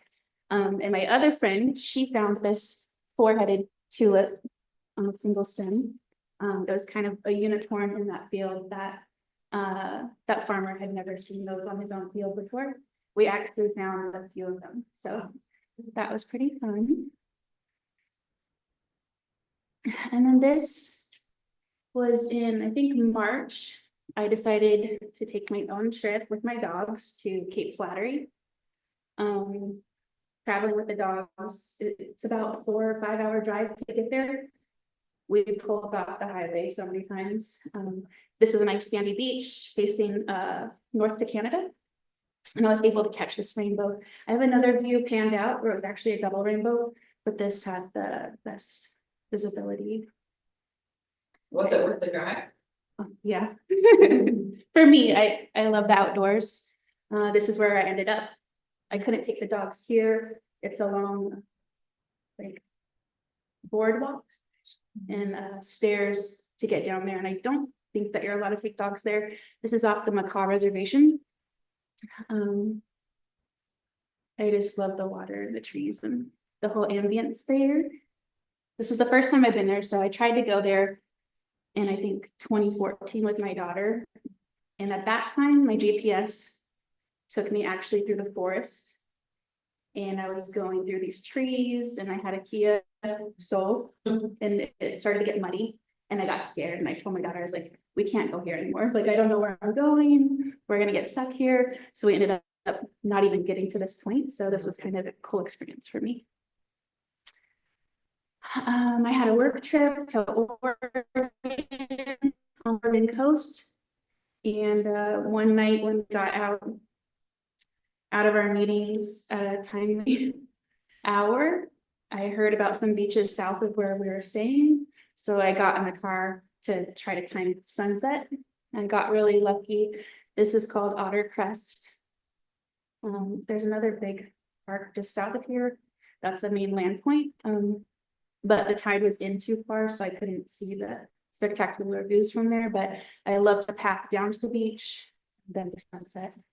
And I loved seeing all the rocks here that were out in the water. And then, because I went to Cape Flattery in March, one of my other friends said she needed to go. She had never been there. And so for her birthday, I said, that's what we're gonna do. So September, we went back. So I got to experience early spring and then just prior to fall. This is one of those boardwalks that I was talking about. They have lots of unique walkways there.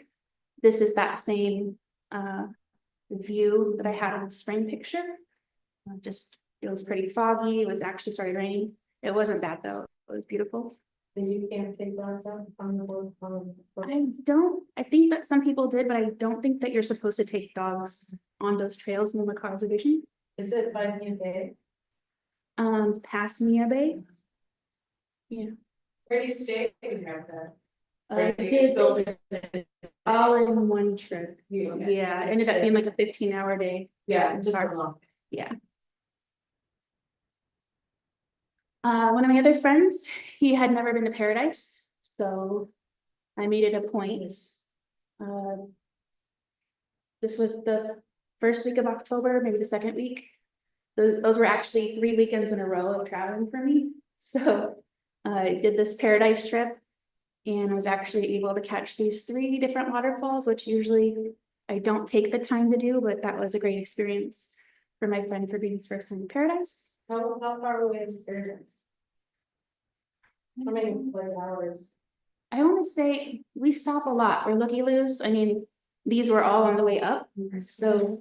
Yeah, I would say 2 to 3. Yeah, depends on what you see. Yeah, it depends on traffic. So many places to see a lot of people. It's so beautiful. Yeah, so this was that same trip. Just got to experience a lot of color. Absolutely loved it. Same trip again. I just wanted to highlight the colors and the ambience. There was actually so many people there that I had to time some of these pictures just right to not get anybody in.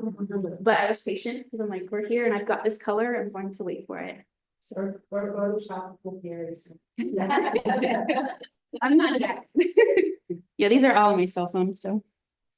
It's another one. I just loved it. I wish I could spend more time up there. That was October. Yes. And then this is what I look for every morning when I wake up.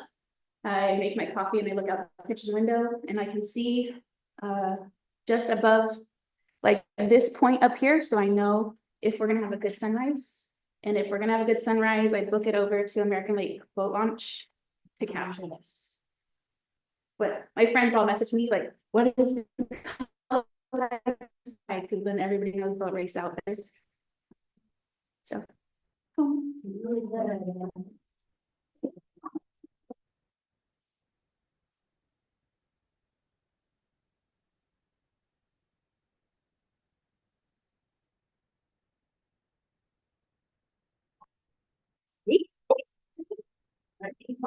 Yeah. I brought props. You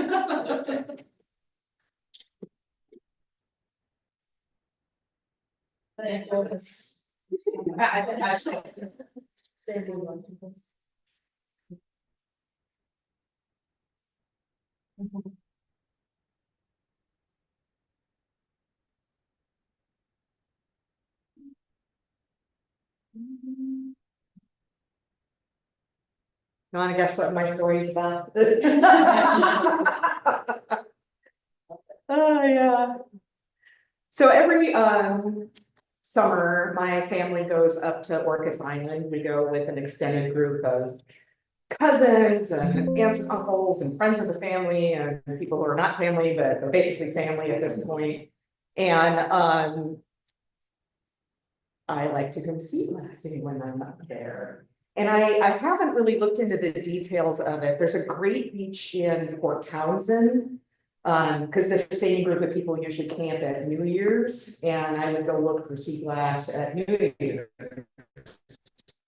And Port Townsend was a dump that they didn't close until the mid-60s. And they literally, it's a huge cliff, and they backed up the trucks and just dumped everything into into the water.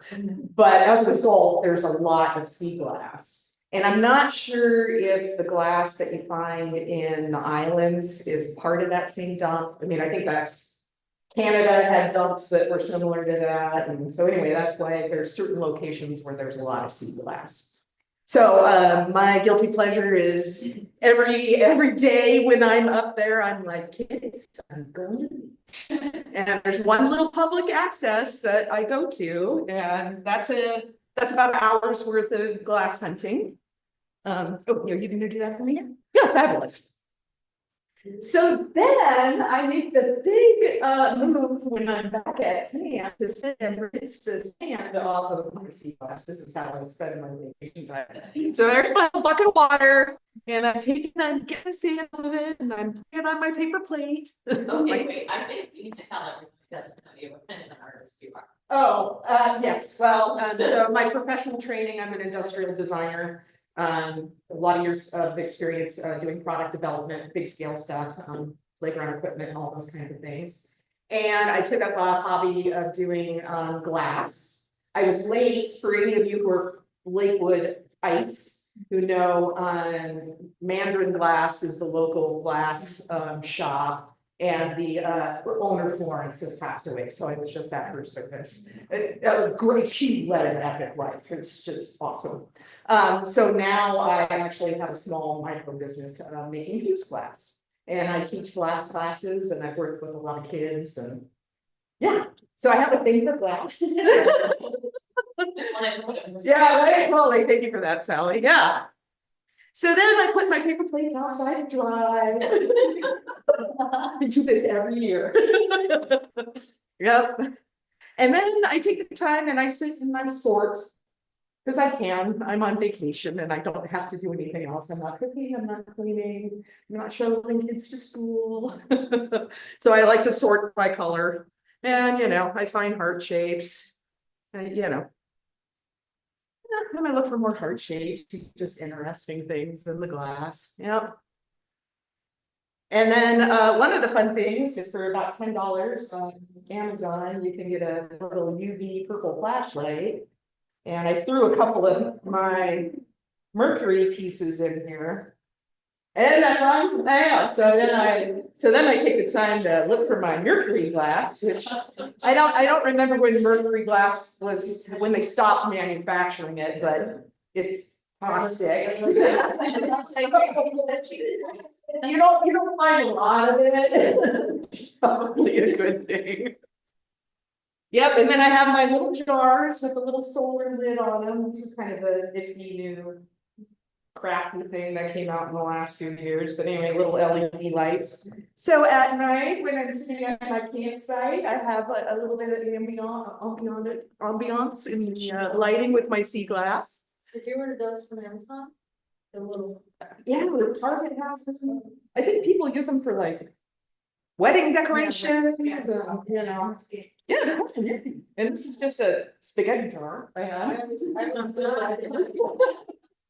Thanks. Yeah, right. Recycle, reuse, repurpose. And then at home, I have this bucket. So after all the sorting and all the washing, I come home and I dump it in the bucket. And that's what I do every summer. In my happy place, yep.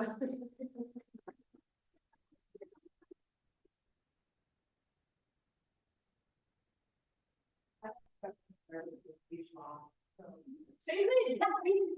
Every now and then I hate it. So, did you bring any photos? Did you bring any photos from a trip?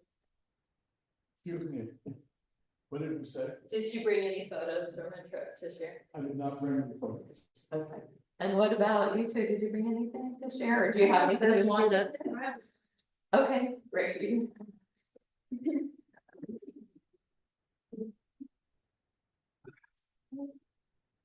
No.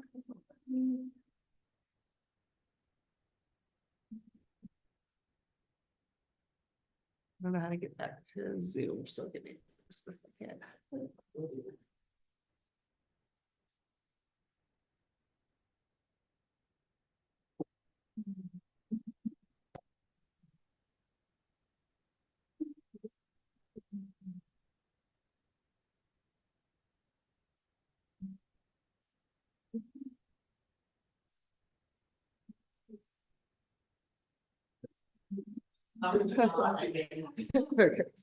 Just arrows. Okay, cool. Hello, everybody. My name is Bentley. If you don't know me, I'm a youth council member for Lakewood. And this summer, my family and I went to Hawaii. So this is that trip. This is on our way to the airport, me and my sister. Who never makes a smiley face. She's always doing something crazy. So I always try and make her smile, but she's like, yeah, sure. Yeah, that's her. And then this is us we just landed in the Big Island in Kona, you know what it is. And yeah, it was like really hot. We went from like 60-degree weather to like 88, 90. So it was like, oh, okay. Have you been to Hawaii? No, I'd never been to Hawaii before, so this is the first time. It was really, really great. Yeah. This is the airport again, on our way to the shuttle to get our rental car. This is all of us. Yeah. So my mom, my dad, my sisters, my grandma, and then we had another vehicle with the rest of our family in it. Yeah. This was at Costco. Yes, and the caption was Hawaii with my cousins. This is my cousin Deacon, my cousin Greer, and then my cousin Landry up in the corner, and then me. And yeah, we just went to Costco to get lunch because apparently that's what everyone does when they go to Hawaii. First day, Costco lunch.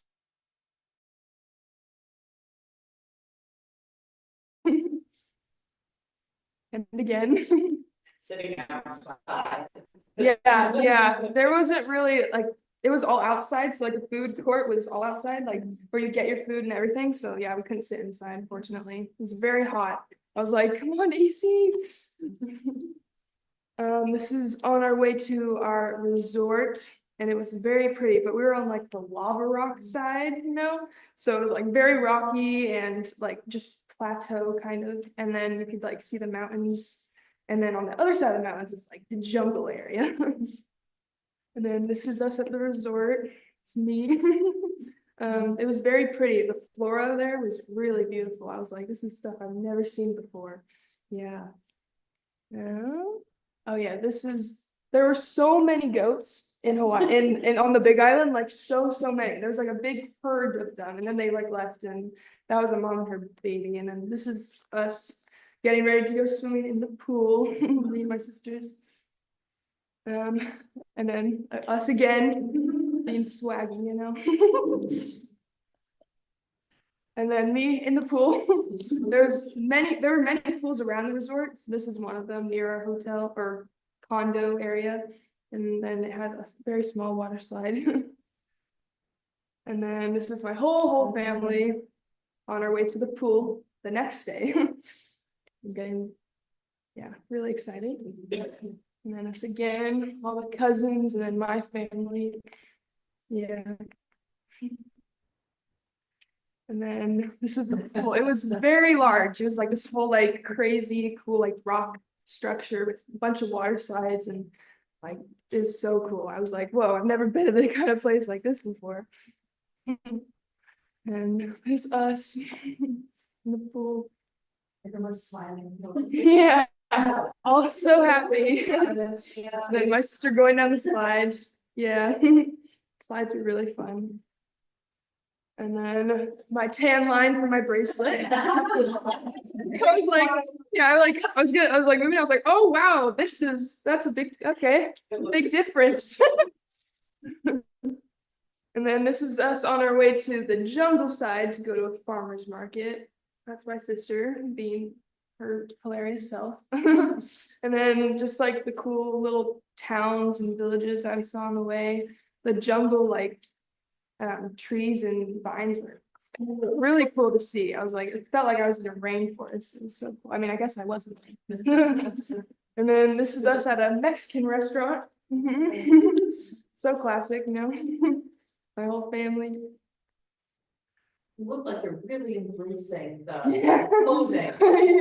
Yeah, this is us on our snorkeling trip. I don't have a lot of photos of this, unfortunately, but yeah, we went out, I forgot what beach it was, but we went out on this tour guide, and it was like one of those big boats with like the two like large flotation things and the deck. Yeah. It was really cool. And they had like mesh mats so you could just sit above the water. It was really cool. Yeah, that was fun. This is us after. That's the boat that we went on. It's very large. Yeah. Was this unusual to go on a big family vacation like this? Yeah, it was. Well, because we were originally gonna go to Mexico this upcoming Christmas, but then they were like, it's actually a little too expensive, so we're gonna go to Hawaii instead. So I was like, oh, that's fine. And then this is us watching Shark Week before going to the ocean, which is not a good idea with little kids especially. They were like, was like, it's okay. And then this is the ocean. It was so pretty there, but it was like very vastly different than the pool. It was like so much salt, and it was like they had salt pools, but then when you got in the ocean, you're like, oh wow, this is really salty. Yeah, that was. Are those sharks? No. Yeah, no, thank goodness. Yeah. Thanks. Beach day. It was very pretty. The sand was extremely hot though, so I had to like run to the water to get in because I was like, I don't want your shoes on. Oh yeah, this is us on our way zip lining, which again we went to the other side of the island where it's more jungle. Very, very pretty. Lots of beautiful trees there and structures and waterfalls and all sorts of things. This is us at the zip lining place. Ready to go zip lining. Man, us again. That's my mom, and then this is my uncle. Because they had like double zip lines, so you would pick a partner and go with. And I went with my uncle. Yeah, it was really cool. together.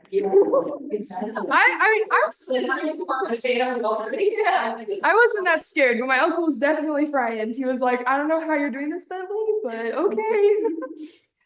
Yeah. And then they had this really long bridge, which if you don't know me, I'm very scared of heights, especially above water, and that was above water, and I was like, okay, okay. Then this is all of us. Then me on a zip line. Very, very fun. Yeah. All of us again. It's very, very humid over there.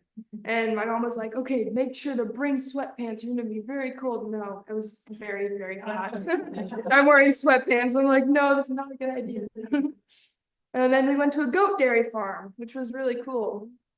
They had lots of like goat dairy, like chocolates, sorry, not chocolates, caramels.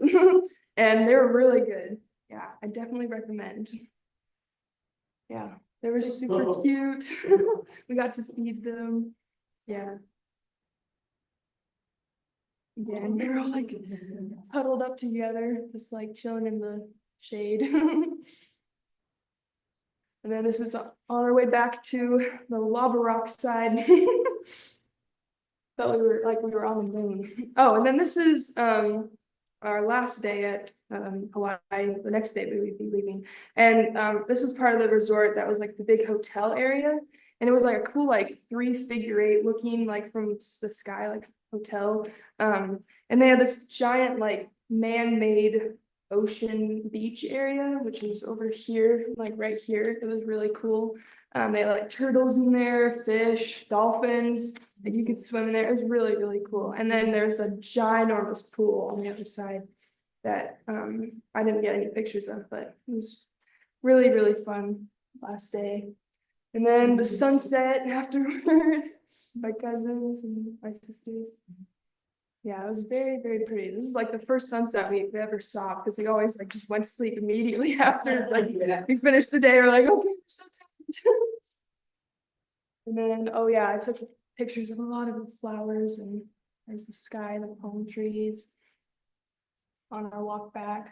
And many more flowers. And then boarding the plane, and then a bird that I saw that was just staring at me for basically the entire time. Then going back. Yeah, thanks.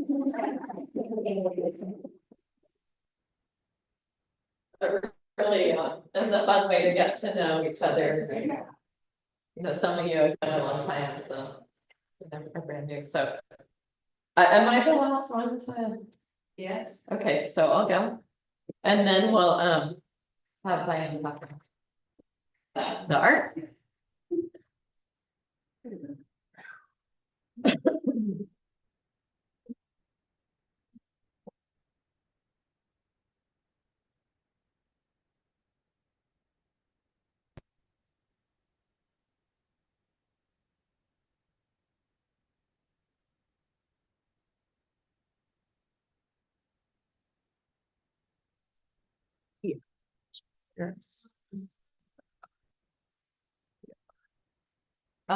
So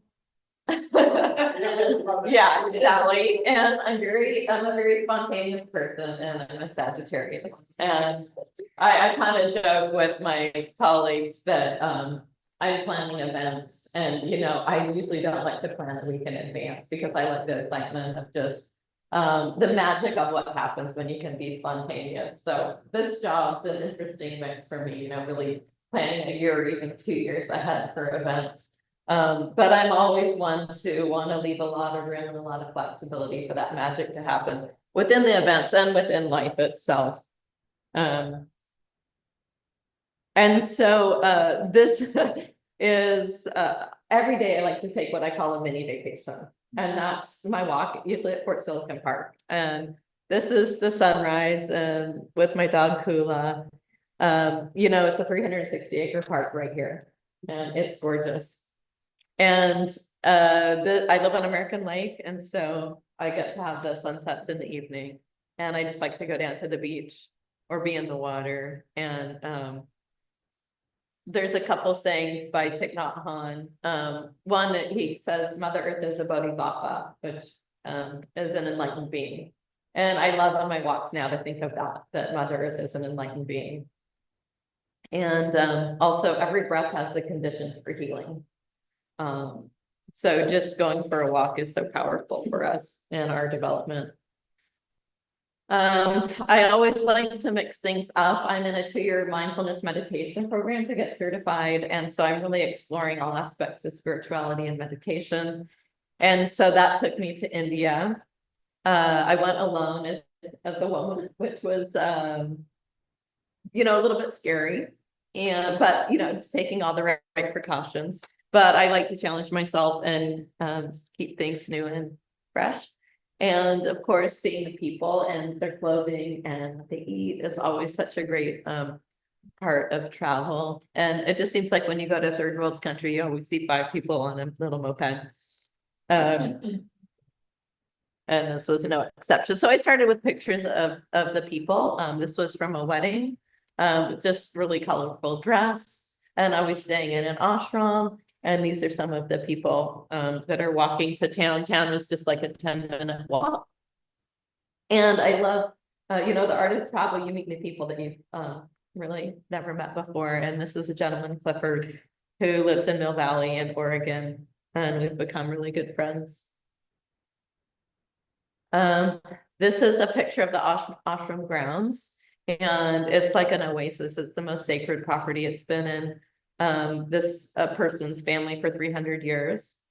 And I don't know why, but I clicked with this lady. I kept calling her mom. And, I don't know, travels like that. This is on the walk to town.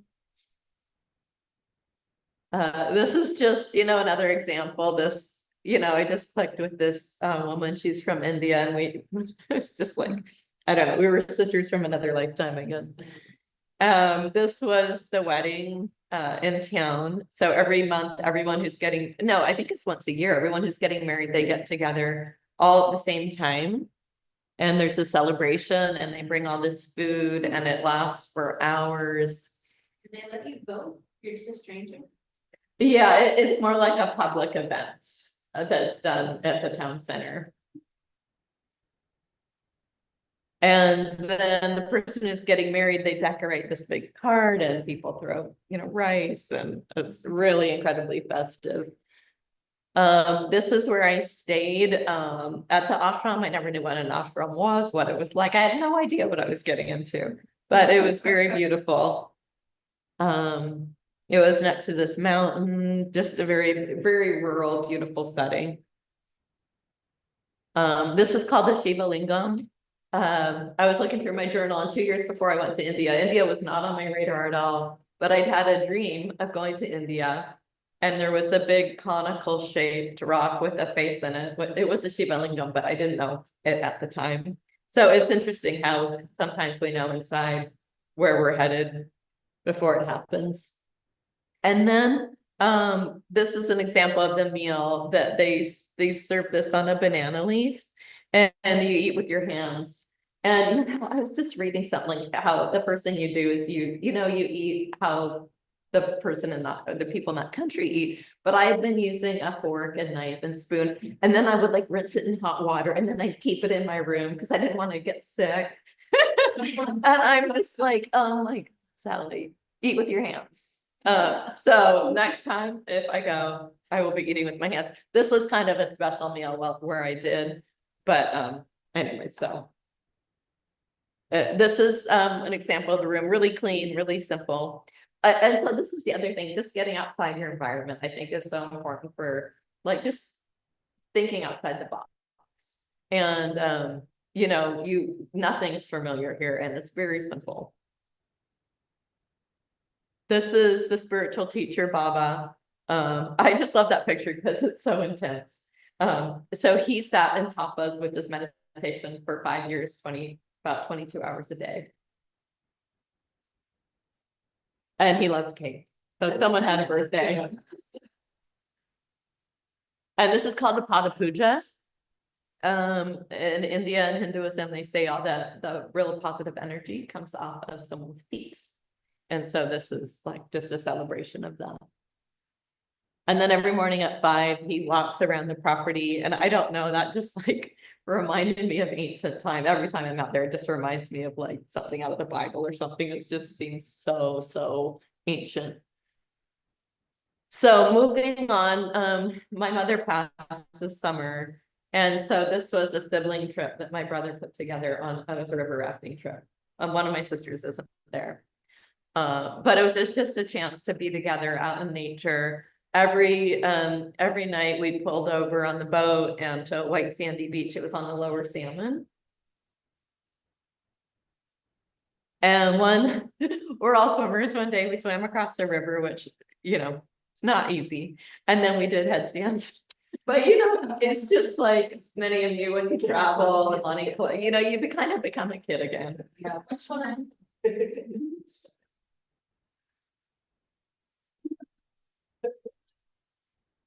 impressive you can all do them still. Yeah. I have people surprised in some.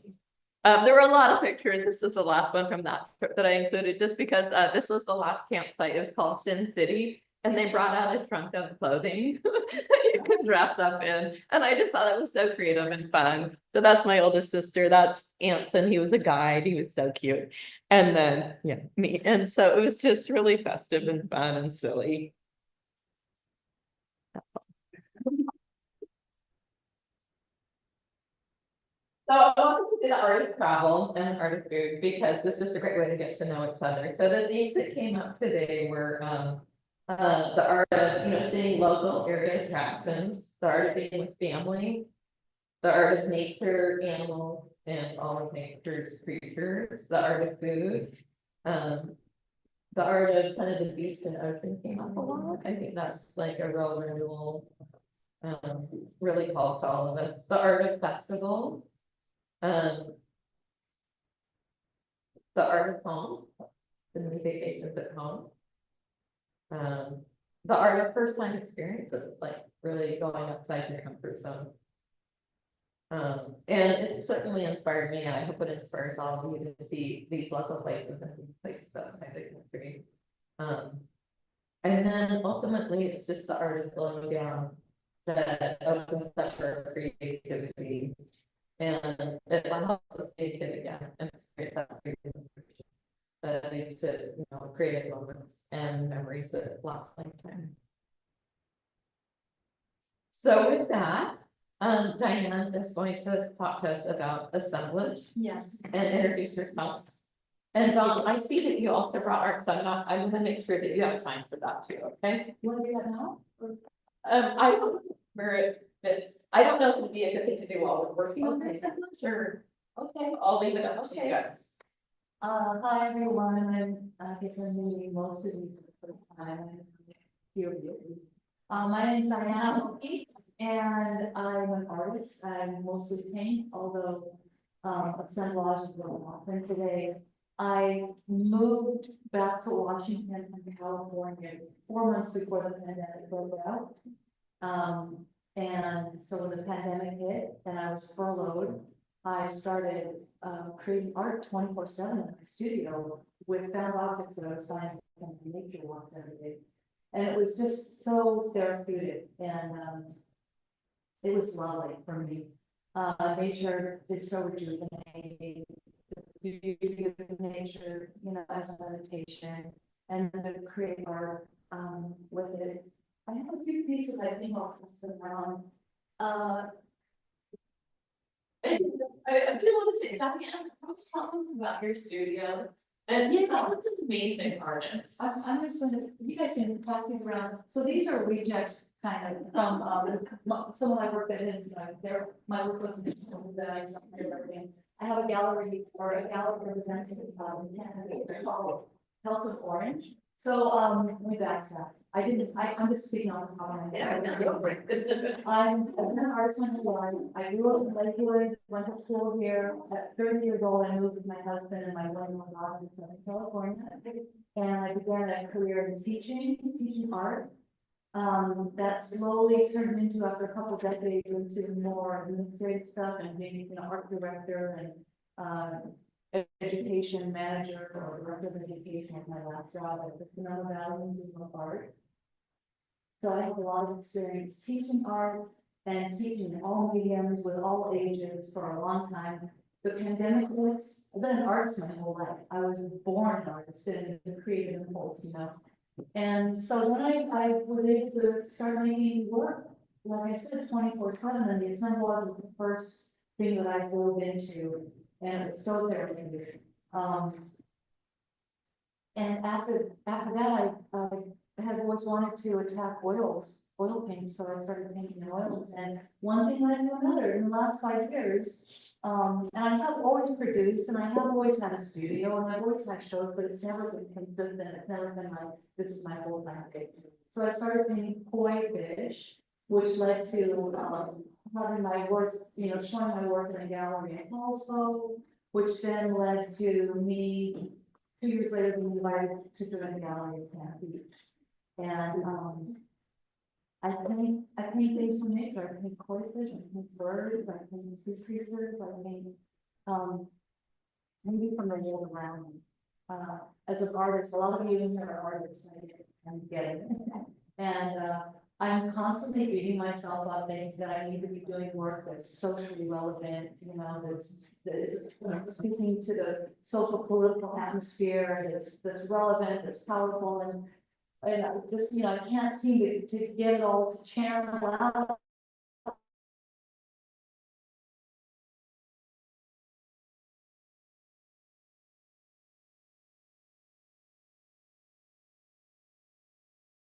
From the natural world, and they're received so well, they bring peace and calm to people.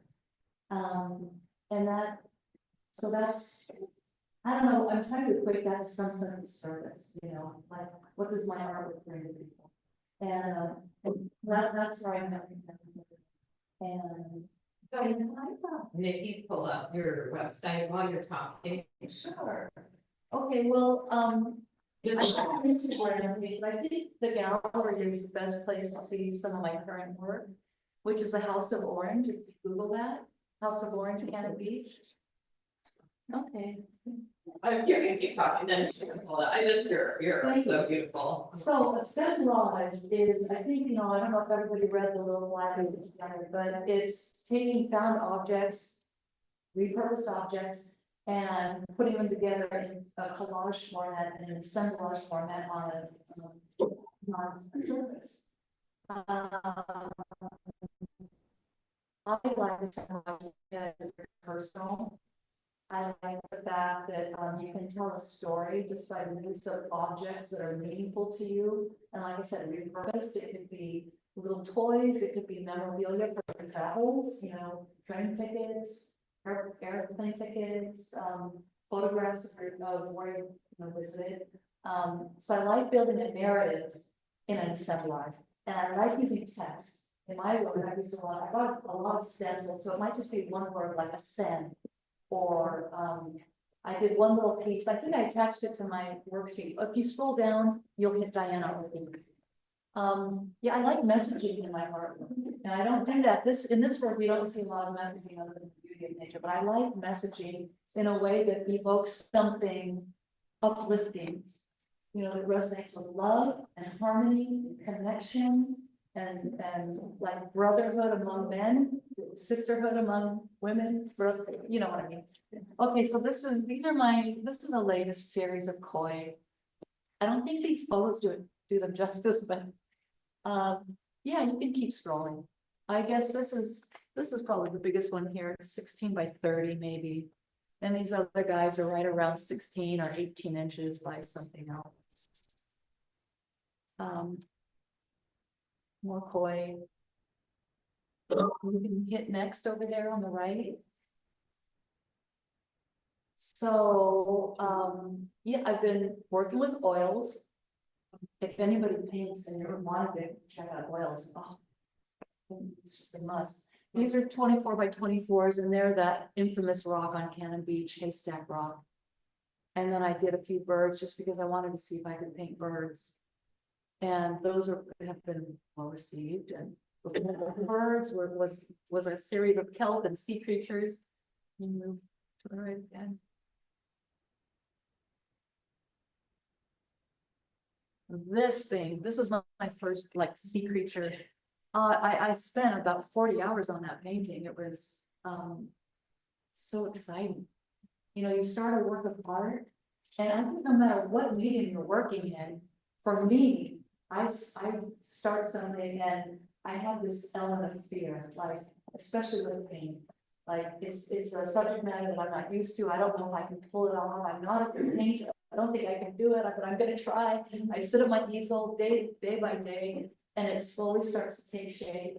And even up until the very last pass on the painting, I'm thinking, no. I'm not saying all artists are like this, but this is my process. Yeah, and so, yeah, this little guy's my favorite. That's just an 8 by 10 frame. And I paint from photographs mostly. Half of the photographs I take from my travels, half of them I find online. So yeah, to the process, the creative process, I think that there's something about you go into it with a fear, thinking I'm not, you know, I don't know if I can pull it off what I'm attempting. But then you stay with it and you let go of the worry of being judged or self-critical, and you try to coalesce with your vision of what you're creating, and you stick with it, and then before you know it, you pull it off, and then that sense of satisfaction, it's not even like a pride thing, it's just like, I did it. You know, for me in life, it's just, it's the best. It's very self-affirming. Those are some cloud paintings in the gallery. Cannon Beach. That little guy on the right.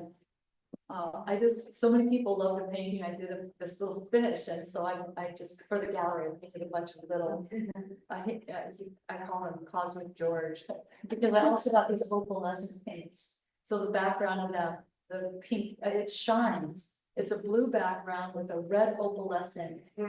It's 2 coats of red opalescent, and when you look at it in the sun, it glows. So,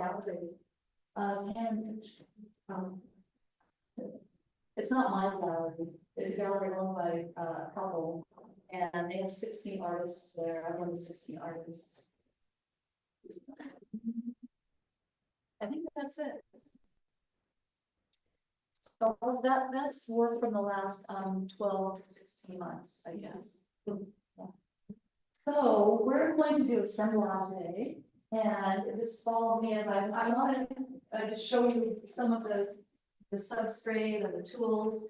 We have wood panels, and these are, let's see, there are 14 by 11 and 9 by 12, and I bought a bunch of smaller off sizes because I thought that some people might prefer working really small. If you look at the little paper I put together, some of the assemblage pieces are really complex. They're, you know, they're all, you know, segmented and a ton of stuff going on. So I encourage you to go in that direction if that's what you're thinking with your theme, but also you can go very simple, like the eucalyptus. Yeah, like this. I did several of these eucalyptus branches are from, a beach in Northern California. And I think it's just south of Bodega Bay, eucalyptus, and I just love the poetry and the dance in these. And I painted them gold, and for most of them, I would cut out, for example, the word ascend, ACSEND, cut out, those 8 or 7 letters and put them flowing on the background in some way, shape or form. So one word that reflects something that's meaningful to you or heartfelt, and one small image. I brought a lot of different things from nature, from, driftwood and curled up bark to leaves. The leaves here are kind of flattened. Japanese maple, eucalyptus, this one's painted gold. If you want to paint any of these objects gold, I've got 2 different types of gold painting. I know we don't have a whole lot of time today, but seed pods, shells. This box has some cutout font letters that people want to use any of this to create a word. It's kind of fun. So this little piece where these are all words making up a thought, but every single letter is cut out from some different piece of a magazine. And then the overall look of it is really kind of popular. Okay, so there are National Geographics, some music sheets. Like this piece, you could choose to put a wallpaper background on your, on your board. And then go on top of that with anything else. For something like this, you could stick, maybe that resonates with you. So there's all of these different things to choose to create, to design here. All of this wood is for the framing. And I cut these in lengths that would match the boards. This box holds the 14 by 11 and the 9 by 12s. These are all piano keys that they're together with this. But because they're not straight, you can't use them as a frame. I saw them here and here. And then these are really cool. These to be used as like this. So your frame, think of your frame as sculpture too, it's part of the piece. It doesn't have to, this piece of wood doesn't have to end here and here to make a clean square. It can be off center. And so you can do that with any of the wood pieces here for your frame. How did you attach it? Wood grid. So there's wood. So I have got brushes to use, I've got paper cups and wood glue. And I'll go ahead and fill a bunch of these up and just set them on your tables for everyone, because I think you'll all use them. The wood glue, it doesn't dry immediately, but this is fast drying wood glue, so be careful. Let's see, when you take it home, I'm thinking of transporting it because within an hour, it's going to be dry into we have glue sticks here. For paper, like if you're collaging words or things out of the magazines as a wallpaper, glue stick works really well. Just make sure that you put glue on every single millimeter of the back of your paper, and you teachers know what I'm talking about. And you press it really well, so that it sticks. There are glue guns. This is I'm going to move all this, but I've got 5 glue guns over here plugged in. So if there's something bulky that you're going to attach, maybe like one of these guys or a seed pod, use the glue guns because it's hot and it sticks and it's not going to go anywhere. Now on top of that, you might put a little wood glue as well, just to double anchor it. Any questions? Okay. Let's go over the time. So it's 2:41. Okay. So, yes, thank you. So, we're going to shoot for ending at 4:30. We have just under 2 hours. What I'm going to do, I'm here for you to just pull me inside and you can like, how do I do this? How should I do this? What should I do? I'm going to just be circling through the entire 2 hours to help you in whatever we need, okay? Any questions? I'm gonna recommend that if you have a purse or you wanna clear your table off your books and your bags, there's baskets in there and you can put everything in a basket. And we have a guest speaker and so come half an hour early, so if you are done early, we'll have a speaker. Right? I've been working on this since the day I have the traffic start. I'm like, oh, yeah. I just like little straight statements. Yeah,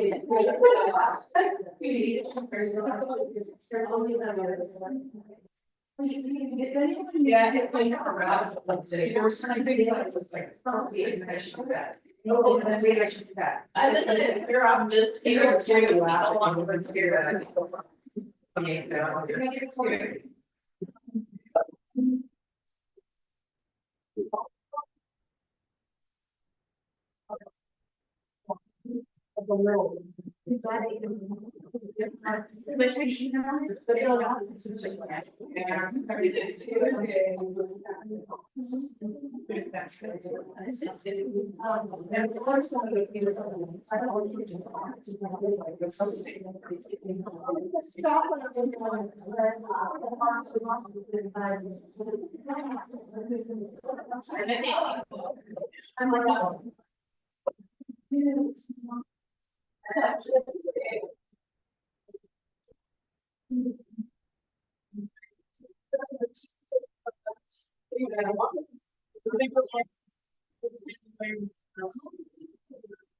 Yeah.